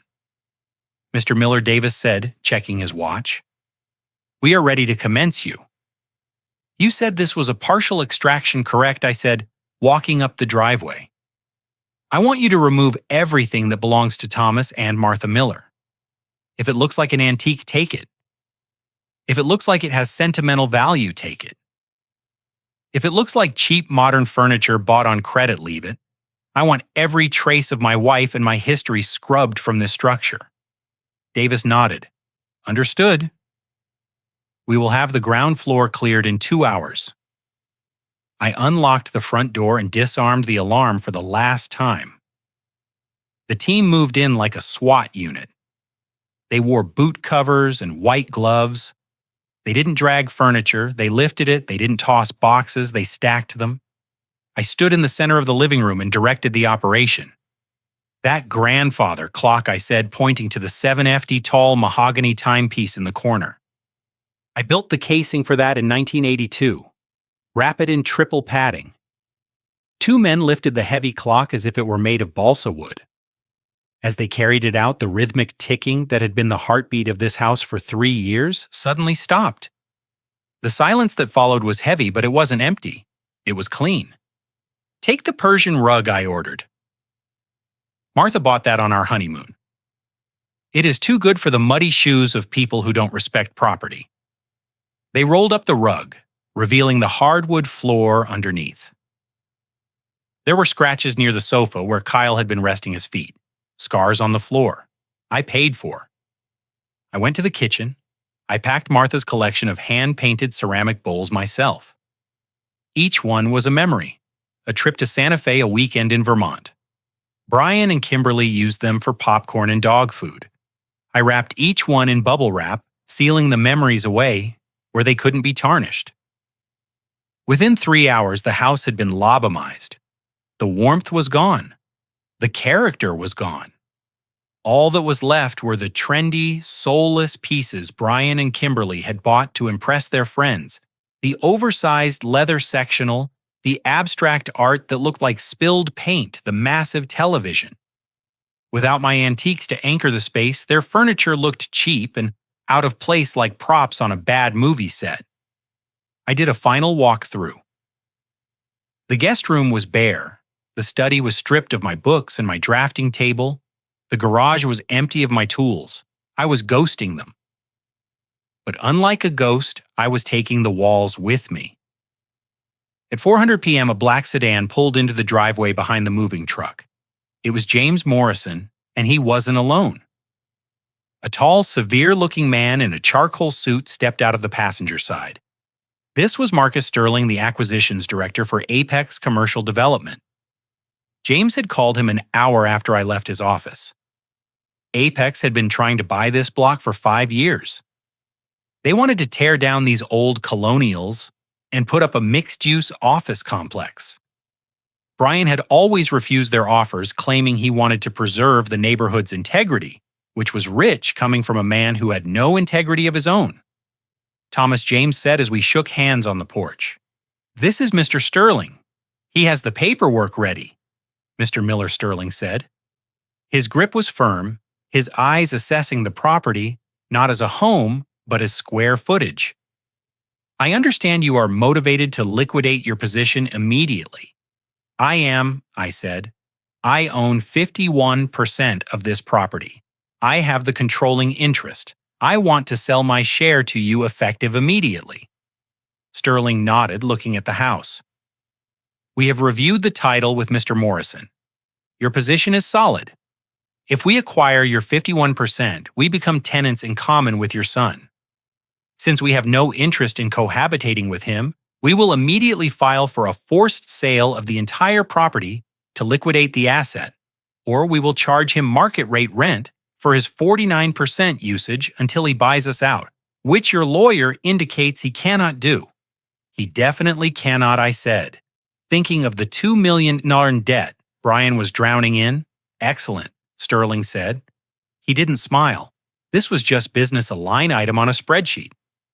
We are prepared to offer you $850,000 for your interest. It is slightly below market value, but it is a cash offer wire transfer today, closing in 72 hours. $850,000. It was $300,000 less than my share was theoretically worth on paper. But paper value means nothing if you have to spend 2 years in court fighting a guardianship petition. This was cash. This was a war chest. This was a weapon. Done, I said without hesitation. We didn't even go inside. We used the hood of Sterling's sedan as a desk.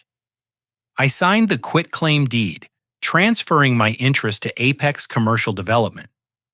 I signed the assignment of rights. I signed the affidavit confirming that I was of sound mind and acting of my own free will. James notarized every signature on the spot with his portable kit. With the final stroke of the pen, I ceased to be the owner of the home my son lived in. I was now a stranger, and Brian was no longer living in his father's house. He was living in a corporate asset owned by a developer known for its aggressive eviction tactics. The transfer is initiated, Sterling said, tapping on his tablet. You should see the funds in your account within the hour. What about possession? I asked. We take formal possession in 3 days, Sterling said. Tuesday morning. We will send a team to secure the property and assess it for demolition. We will post the notice of new ownership on the door today. Perfect, I said. Sterling got back in his car. James lingered for a moment. Thomas James said quietly, You know what this means, right? When they come back, they will find out that they are trespassers. I finished. They wanted me out of the house. I am out. I just sold my way out. James shook his head, a mixture of awe and fear in his eyes. Remind me never to cross you, Thomas. I patted him on the shoulder. You are paid to be on my side, James. Keep it that way. James drove off. The moving truck was already gone, headed for the climate-controlled storage facility I had rented under a Shell LLC. I was alone on the driveway. My phone buzzed. I checked the notification. Bank alert, incoming wire transfer $850,000. Available balance $650,000. I stared at the number. It was enough money to buy a house on the beach. It was enough money to travel the world for the rest of my life. It was enough money to ensure that I never, ever had to rely on anyone again. I walked up to the front door for the final time. I had the key in my hand, but I didn't use it. Instead, I took the thick envelope Sterling had left for me. Inside was a heavy-gauge waterproof sticker. Property of Apex Commercial Development. No trespassing. For inquiries, contact Asset Management. I peeled the backing off the sticker. I placed it right in the center of the heavy oak door covering the brass knocker I'd polished just last week.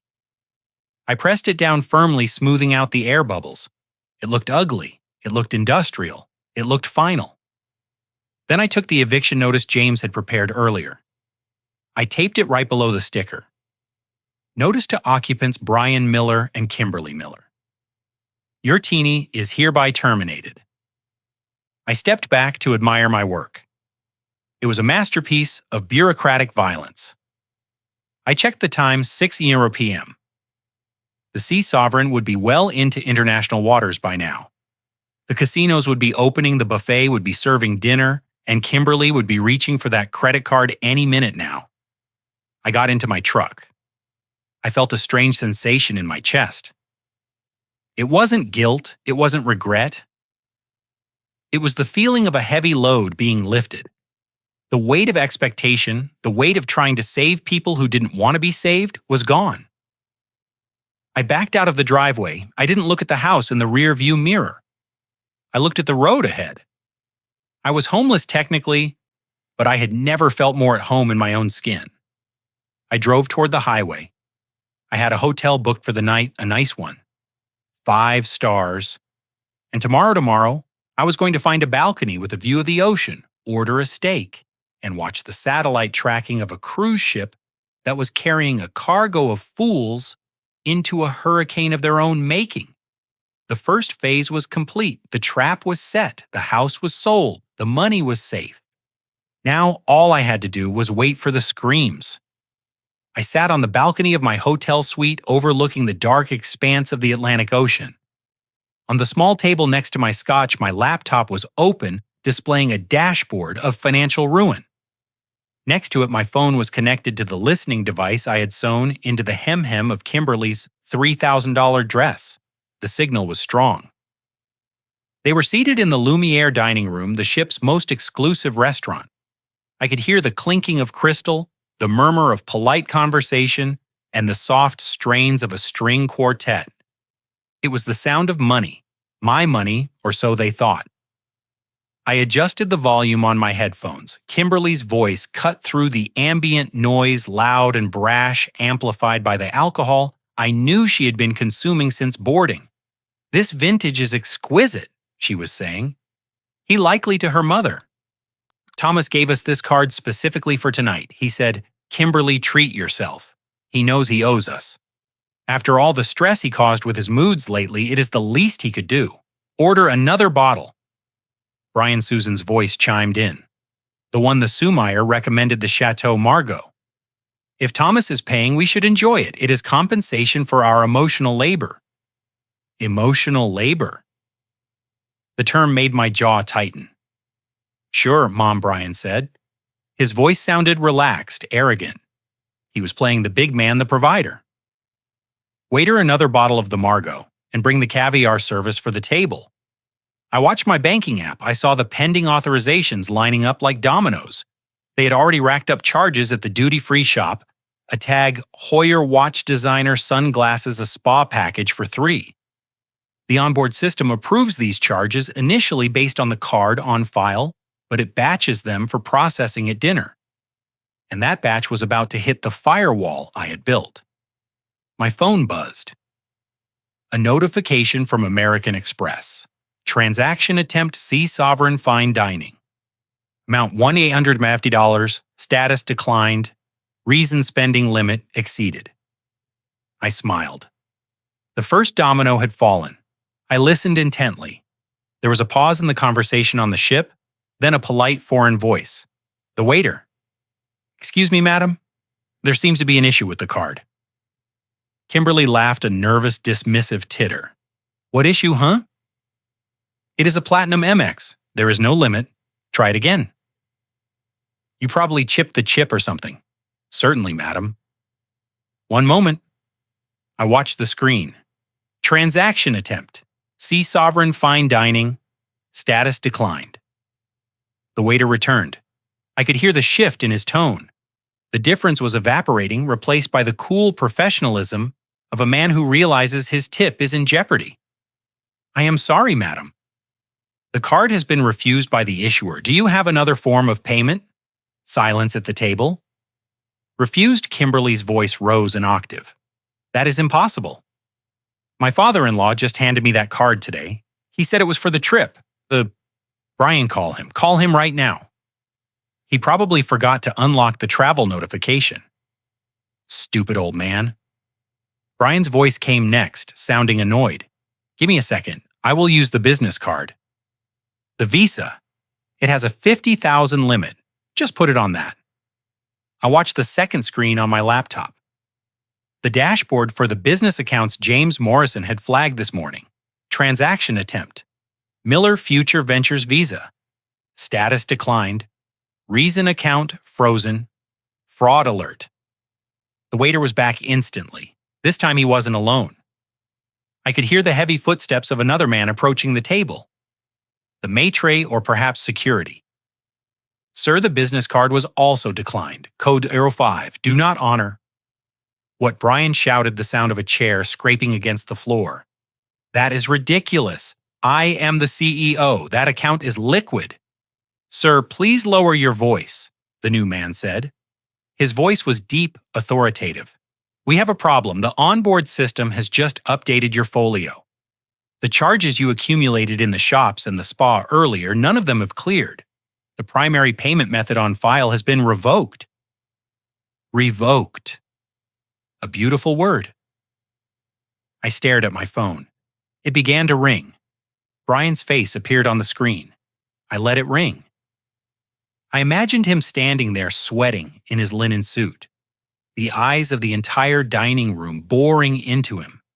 The other passengers, the wealthy elite they wanted so desperately to impress, were watching the facade crumble. The phone stopped ringing. Then it started again immediately. Kimberly, this time. I silenced the ringer. I wasn't going to interrupt the performance. On the audio feed, panic was setting in. My card is at the bottom of my bag in the room, Susan hissed. And it has a daily limit. Bob, do you have your wallet? I didn't bring my wallet to dinner, Susan?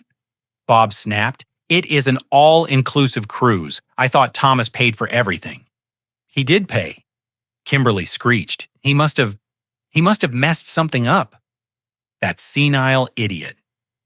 He probably canceled the wrong card by mistake.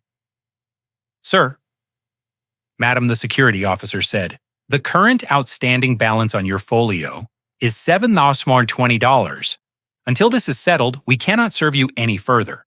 And per maritime regulations regarding unpaid debts of this magnitude, we need you to accompany us to the purser's office immediately to arrange payment. If payment cannot be secured, we will have to restrict your access to the cabin. Restrict access. That meant locking them out. You are kicking us out of dinner, Kimberly demanded. Do you know who we are? We are in the royal suite.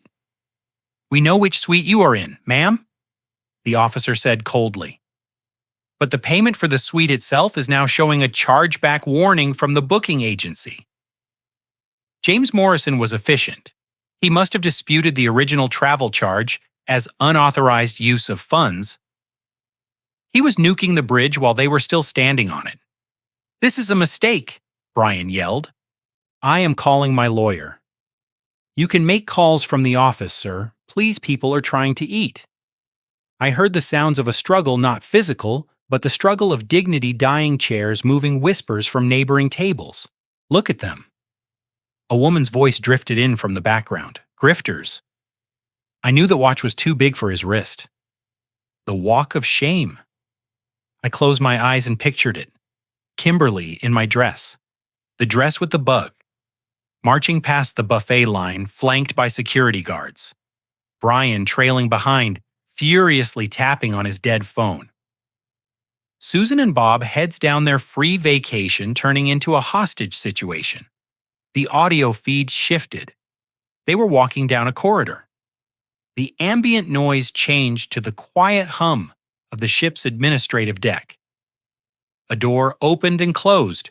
Sit down, a new voice said. The purser. We need a valid credit card now, or we disembark you at the next port, which is 3 days away. In the meantime, you will be confined to quarters. I don't have $7,000 liquid, Brian confessed, his voice cracking. My assets are tied up in investments. I leaned forward. This was the moment the truth was bleeding out. You said you had $2 million in capital, Susan shouted. You told us you were rich. I am, Brian yelled back. But it is leveraged, and Dad must have done something. He must have pushed a button. He pushed the eject button. Son, I said to the empty hotel room. So who is paying? The purser asked, bored. There was a long, heavy silence, the sound of heavy breathing, the sound of a reality check bouncing off the walls. Bob, Susan said softly. The emergency card? The one for your hip surgery? Susan? No. Bob groaned. That is my IRA money. The penalty fees. We have to Bob. We can't go to cruise jail. We are humiliated enough. I heard the sound of Velcro tearing a wallet, opening the slow, reluctant slide of a plastic card across a desk. Visa the purser narrated debit. Let's see. A pause. A long, agonizing pause. Approved. The purser said. I heard Bob let out a sound that was half sob, half whimper. $7,000 gone.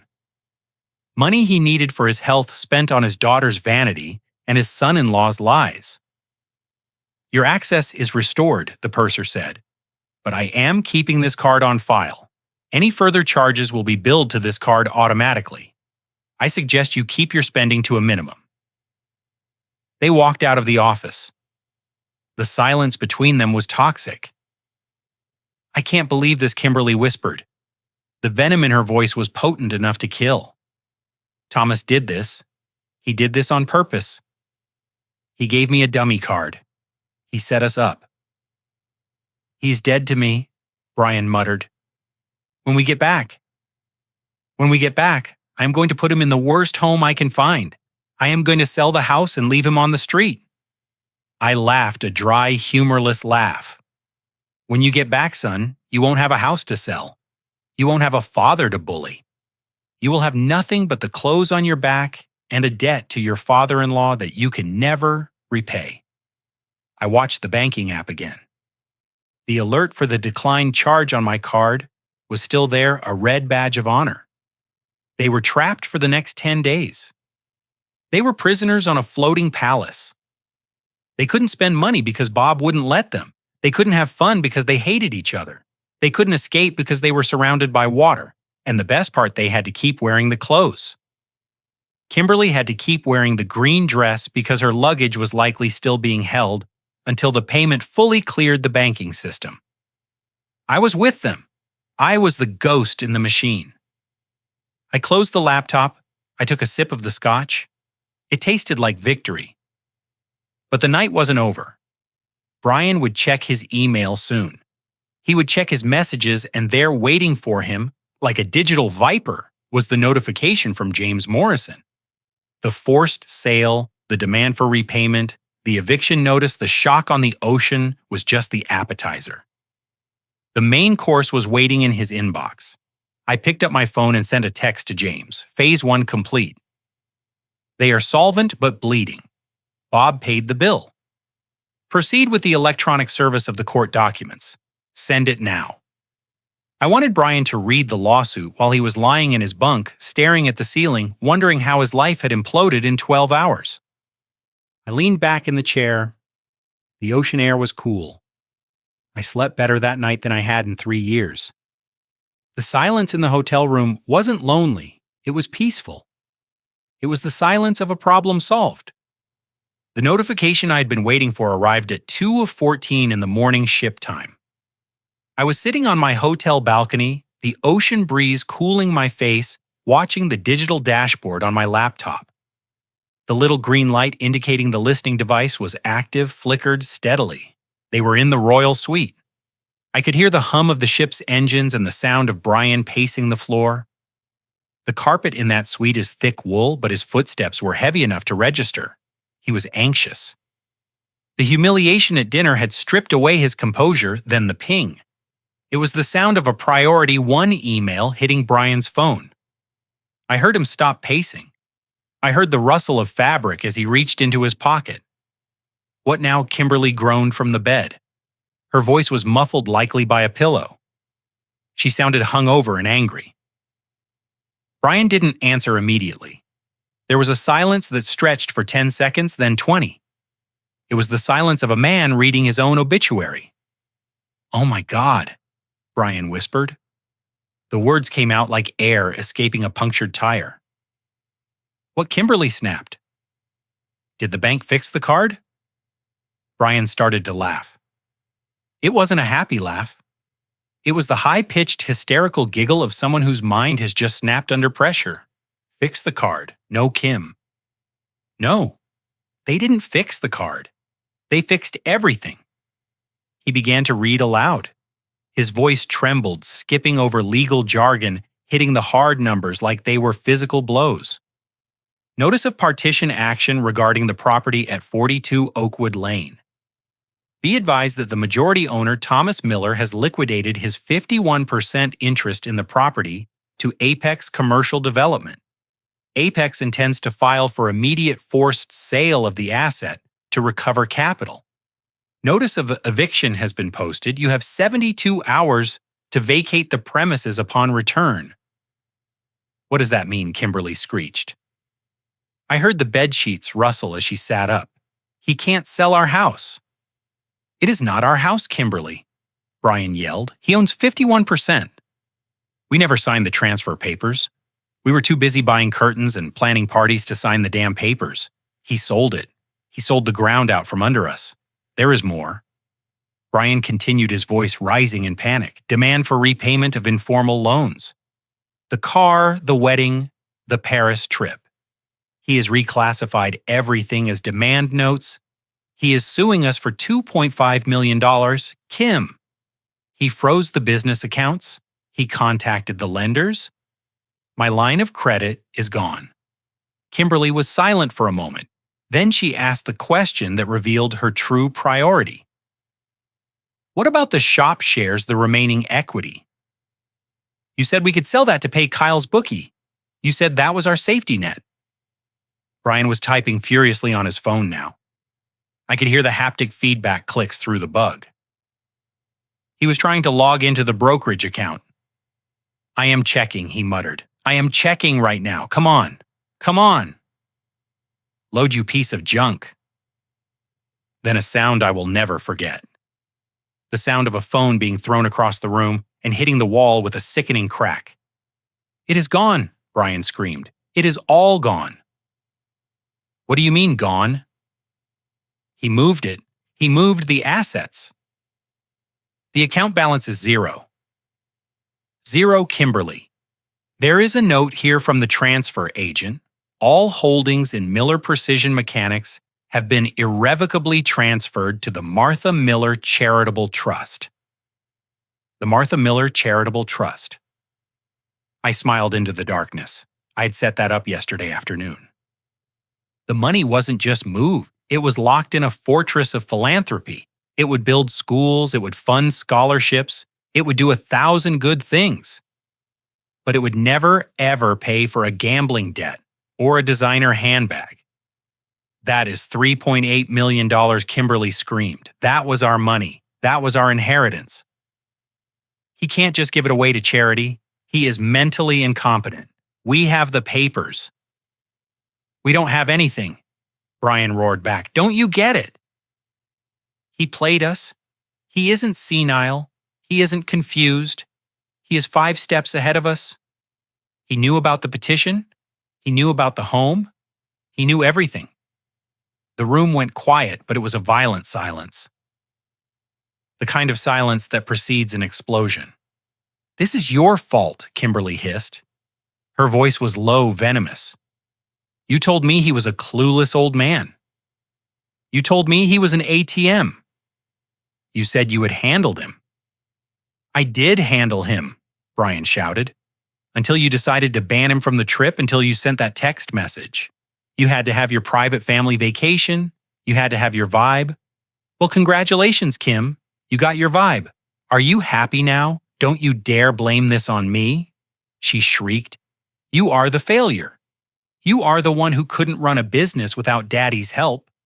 You are the one who borrowed $2 million from loan sharks to pretend you were a big shot. I borrowed that money for you, Brian yelled. For your house in the Palisades, for your jewelry, for your brother's debts. I destroyed my life, trying to keep you happy, and it is never enough. My brother is going to be killed. Brian. Kimberly was sobbing now, ugly, gasping sounds. If we don't pay that $40,000, they are going to kill him and we have nothing. We are stuck on this boat with no money and no home to go back to. Ask your parents, Brian spat. They are in the next cabin. Ask Bob. He just paid for dinner. Maybe he has a spare $50,000 in his retirement fund? My father is a retired school teacher. He doesn't have that kind of money. You were supposed to be the rich husband. You were supposed to provide. I am broke because of you," Brian screamed. "And now my father hates me. He evicted us. Kim, do you understand we are homeless? When we get off this ship, we have nowhere to go. The locks will be changed. Our stuff is probably on the curb right now." I took a sip of my water. He was wrong about that. Their stuff wasn't on the curb. Their stuff, the cheap stuff, was still in the house waiting for the developers to bulldoze it. My stuff was safe. The argument on the ship devolved into incoherent screaming. I heard things crashing, lamps, glasses. They were tearing the room apart, just as they had torn apart my life. "I hate you," Kimberly screamed. "I should have married Jason. At least he had a trust fund that wasn't controlled by a vindictive psychopath." "Go ahead," Brian yelled. "Swim back and marry him. I am done. I am done with you. I am done with your leech of a brother. I am done with your mother looking at me like I am a disappointment. You are a disappointment. You are a weak, pathetic little boy who let his daddy take away his allowance." I reached out and turned down the volume. I had heard enough. The dominoes had fallen exactly as I calculated. The pressure of the financial collapse had shattered the fragile veneer of their marriage. Without my money to glue them together, they repelled each other. They didn't love one another. They were co-conspirators in a heist that had just failed. And now they were trapped in a luxury cage floating in the middle of the ocean, forced to look at the wreckage of their lives for the next 9 days. I looked at the email on my own screen. It was a copy of the notification James had sent. It was a masterpiece of legal destruction. It was the end of Brian Miller, the spoiled heir, and the beginning of Brian Miller, the defendant. My phone rang. It was Brian. He was calling me, not Kimberly, not his lawyer. Me. I stared at the screen. The name Son flashed in white letters against the black background. I let it ring 3 times. I wanted him to sweat. I wanted him to wonder if I was asleep or dead or just ignoring him. Then slowly, deliberately, I swiped the green button. I didn't say hello. I just held the phone to my ear and waited. I listened to his breathing. It was ragged, fast, terrified. "Dad," he whispered. His voice was small. It sounded like the voice of the 6-year-old boy who had broken a window playing baseball. But this wasn't a window, this was a life. "Dad, are you there? Please pick up." "I am here, Brian," I said. My voice was calm, steady. The voice of a man who has nothing left to lose. "Dad, I got an email," he stammered. "From James. It says you sold the house. It says you moved the money. Dad, please tell me this is a mistake. Tell me you didn't do this. We are on the ship. We can't fix this from here.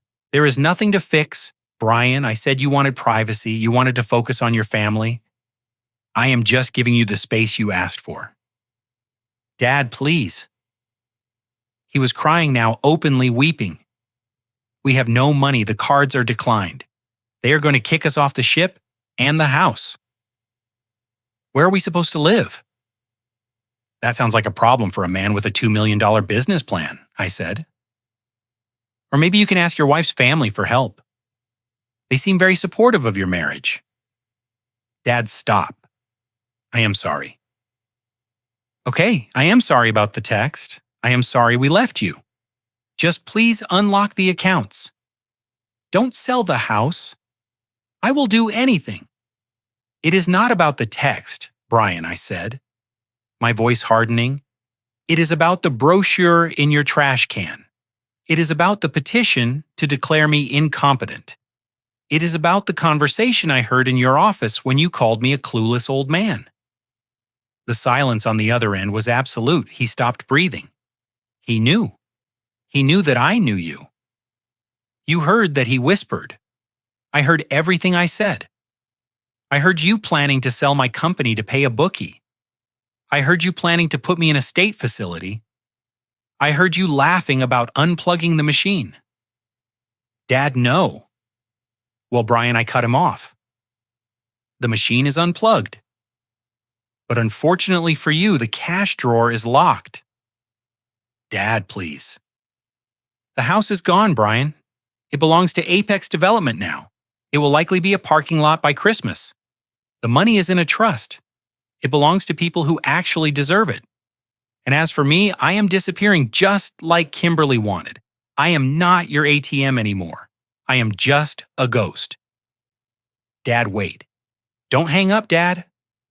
I didn't hang up immediately. I let him scream my name one last time. I wanted to remember that sound. Not because I enjoyed his pain, but because I needed to remember why I had to do this. I needed to remember that the man screaming on the other end wasn't my son. He was a stranger who had tried to bury me alive. Goodbye, Brian, I said. Good luck with the privacy. I ended the call. I powered down the phone. I closed the laptop. I sat there in the dark, listening to the ocean. I felt a profound sense of exhaustion, but underneath it a bedrock of peace. It was done. The cord was cut. I stood up and walked to the railing. I looked out at the horizon. Somewhere out there, my son was holding a dead phone, realizing that his life was over. And for the first time in 3 years, mine was just beginning. My phone did not stop ringing after I hung up. It buzzed and vibrated on the glass table like an angry insect. Brian, Kimberly, even Susan. They were calling in a frenzy, passing the phone around, desperate to find a crack in the wall I had built. I watched the screen light up with their names over and over again. It was pathetic. It was the digital equivalent of banging on a locked door in the middle of a storm. I poured myself another finger of scotch. I wasn't drinking to forget. I was drinking to celebrate the return of my self-respect. For 3 years, I had jumped every time that phone rang. I had rushed over to fix leaks, to babysit, to write checks. I had been Pavlov's dog, trained to salivate for scraps of affection. Not anymore.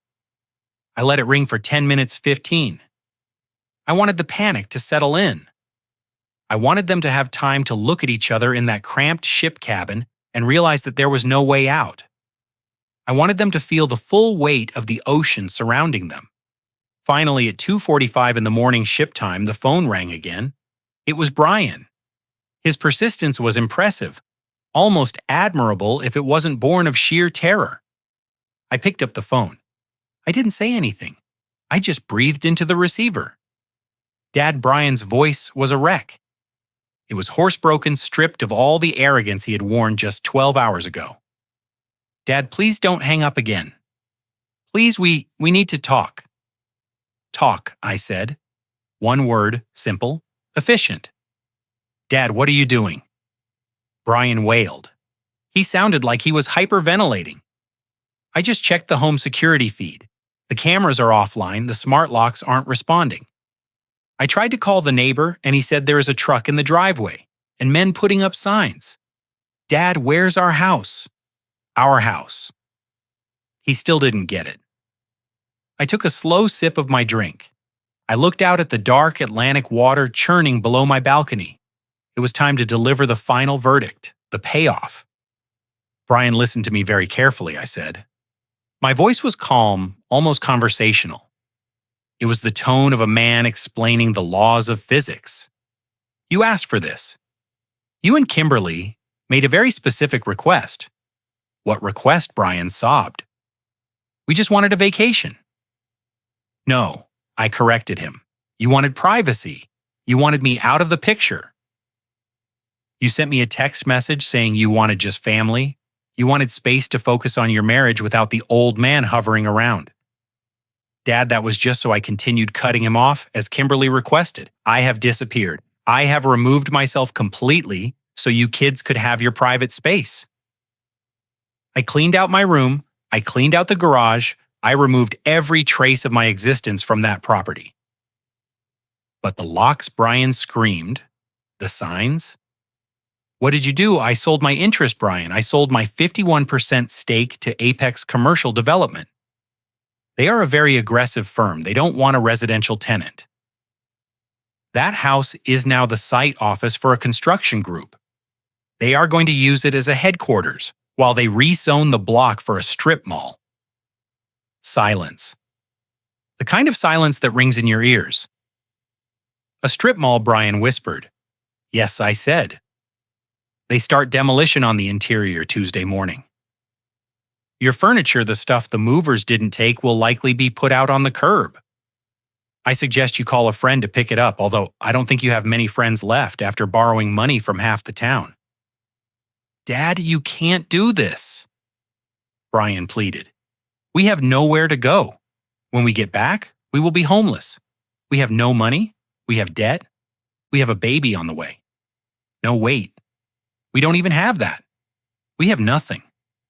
You have your privacy, I reminded him. And you have each other. Isn't that what you wanted to save your marriage? Well, now you have a real challenge to bond over. Survival. Dad, please, I am begging you, help us.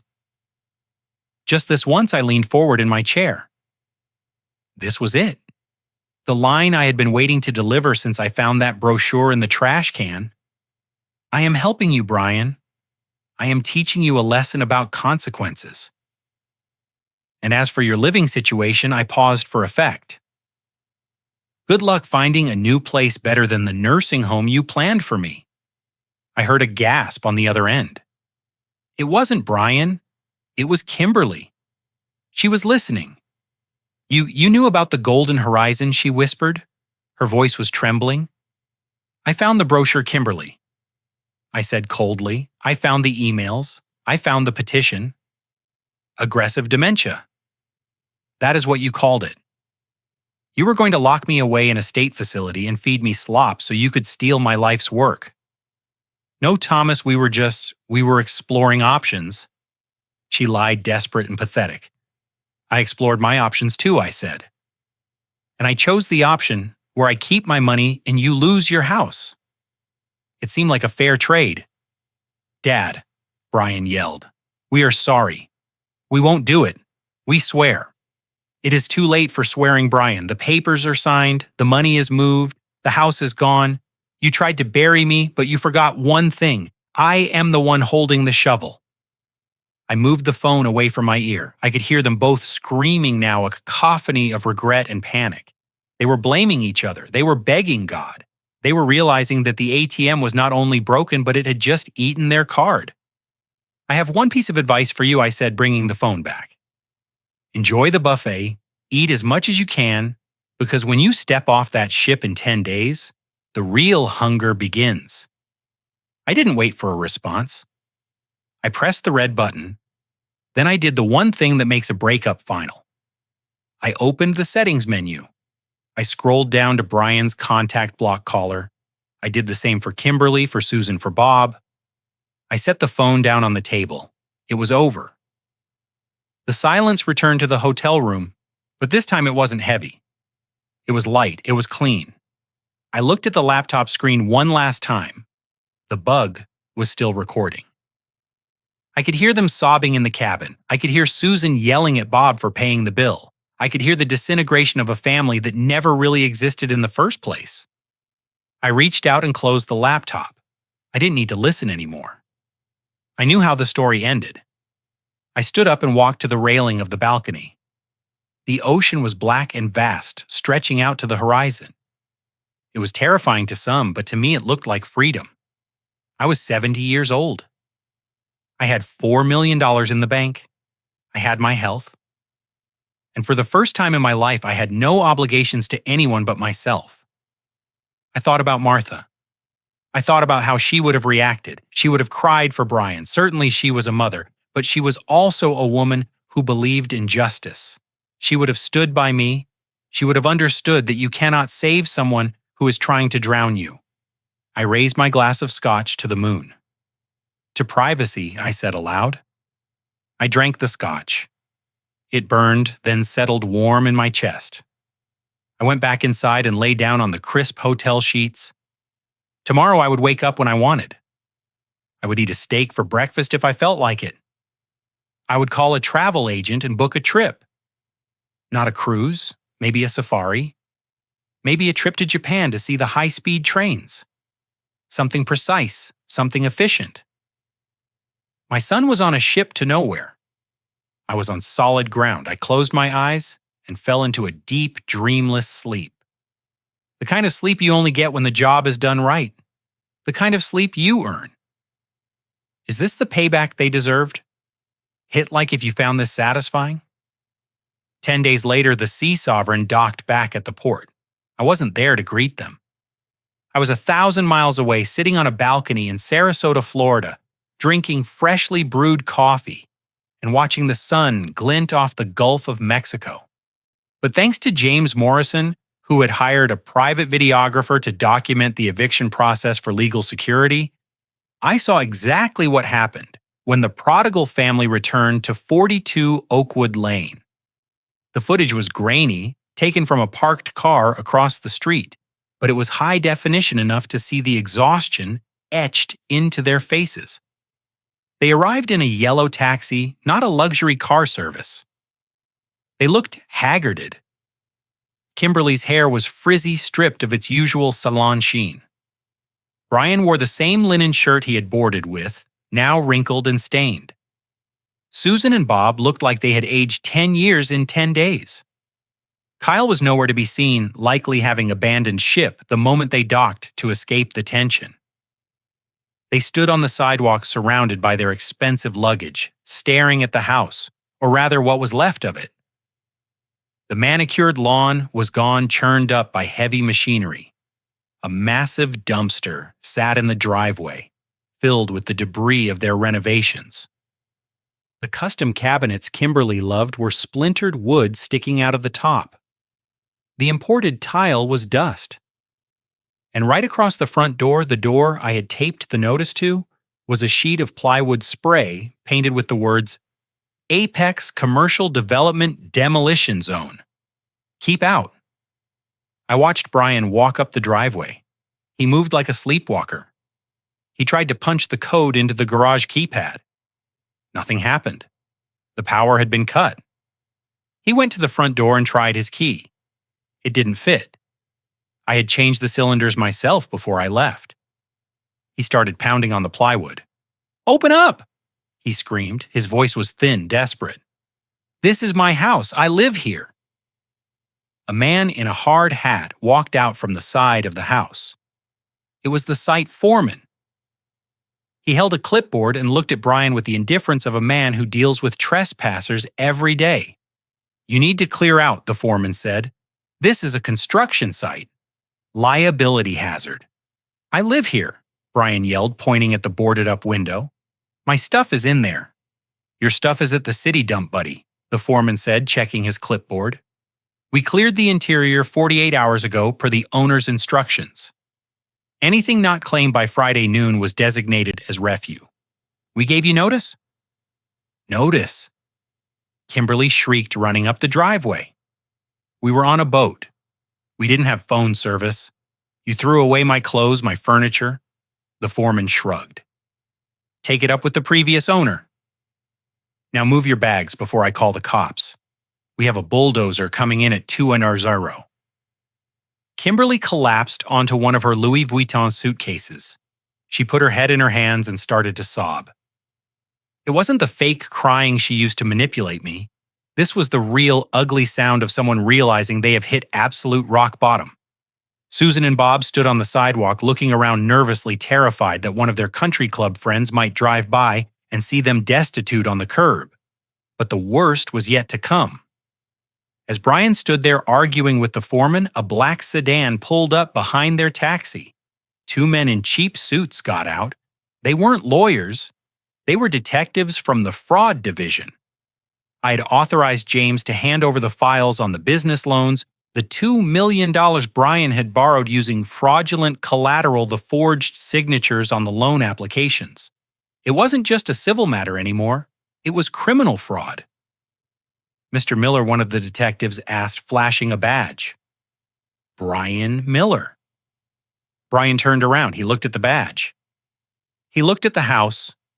He looked at his wife, who was too busy crying over her lost wardrobe to notice her husband was about to be handcuffed. Yes, Brian said. We need you to come with us, the detective said. We have some questions regarding a series of business loans taken out in the name of Miller Future Ventures and some irregularities regarding the collateral signatures of Thomas Miller. I didn't do anything. Brian stammered, backing up against the dumpster. It was a misunderstanding. My father, he will clear this up. Your father is the one who filed the complaint. The detective said, pulling out a pair of handcuffs. Turn around, please. I watched as they cuffed my son in the driveway of the house I bought him. I watched as they put him in the back of the sedan. I watched Kimberly scream and run after the car, realizing too late that her meal ticket wasn't just broken, he was incarcerated. I closed the video file. I didn't feel joy. I didn't feel triumph. I felt a deep, quiet sense of closure. The machine had been broken. It was dangerous. It had to be decommissioned. I had done my job. I stood up and walked to the edge of the balcony. I walked back inside my apartment. It was a modest place, clean, modern, and uncluttered. On the dining table, there was a stack of brochures not for nursing homes, for universities. Next to the brochures was a legal document I'd signed this morning, the charter for the Martha Miller Scholarship Fund. I'd taken the $3.8 million from the shop sale plus the $850,000 from the house, and I'd put it all into the fund. It was designed to pay full tuition for engineering students from low-income families, students who had the talent but not the means, students like I used to be. I picked up the first application. A young girl from Detroit. Straight A's. Worked 2 jobs to help her mother. Wanted to design prosthetic limbs. I smiled. This was family, not by blood, but by spirit. This was the legacy Martha deserved. My phone rang. It was a number I didn't recognize. Probably the jail or a public defender. I let it go to voicemail. I had blocked Brian, but the system still logged the attempts. He had called 12 times in the last hour. I didn't need to talk to him. There was nothing left to say. He had made his choices. He had chosen greed over loyalty. He had chosen appearance over substance. And now he was paying the bill. I walked into the kitchen and poured another cup of coffee. I looked at the calendar on the wall. Tomorrow I had a meeting with the dean of the local university to present the first check. Afterward, I was going fishing, real fishing, on a boat I chartered for myself with a captain who didn't care about my net worth, only about whether the fish were biting. I took the photo of Martha out of my pocket and placed it on the counter. We did it, Martha, I whispered. We cleaned up the mess. I thought about Brian sitting in a holding cell, wondering where it all went wrong. He probably still blamed me. He probably told himself I was a cruel tyrant who punished him for no reason. He would never understand that I didn't punish him. I simply stopped protecting him from the consequences of his own actions. I took a sip of coffee. It was rich and dark, just the way I liked it. Life always has a price, Brian, I said to the silent room. You tried to steal it for free, but the invoice always comes due eventually. I walked back out to the balcony. The sun was setting, painting the sky in shades of purple and gold. It was beautiful. It was peaceful. It was mine. I was Thomas Miller. I was alone, but I was free. And for the first time in a long time, I was looking forward to tomorrow. Parental love is unconditional. But financial support should never be. The most painful lesson I learned wasn't in a machine shop, but in my own home by blindly shielding my son from reality. I wasn't helping him, I was crippling his character. A parent's duty isn't to be an eternal ATM, but to raise adults capable of standing on their own 2 feet. Setting boundaries against disrespect is not cruelty. It is the highest form of self-respect. Never let anyone, not even your own flesh and blood, mistake your kindness for weakness. Dignity has no expiration date. Do you think I went too far? Or was this the exact wake-up call Brian and Kimberly needed? If you believe that respect must be mutual and actions have consequences, hit that like button and subscribe right now. Share this story with someone who needs to hear it. Let me know in the comments, justice served or too harsh.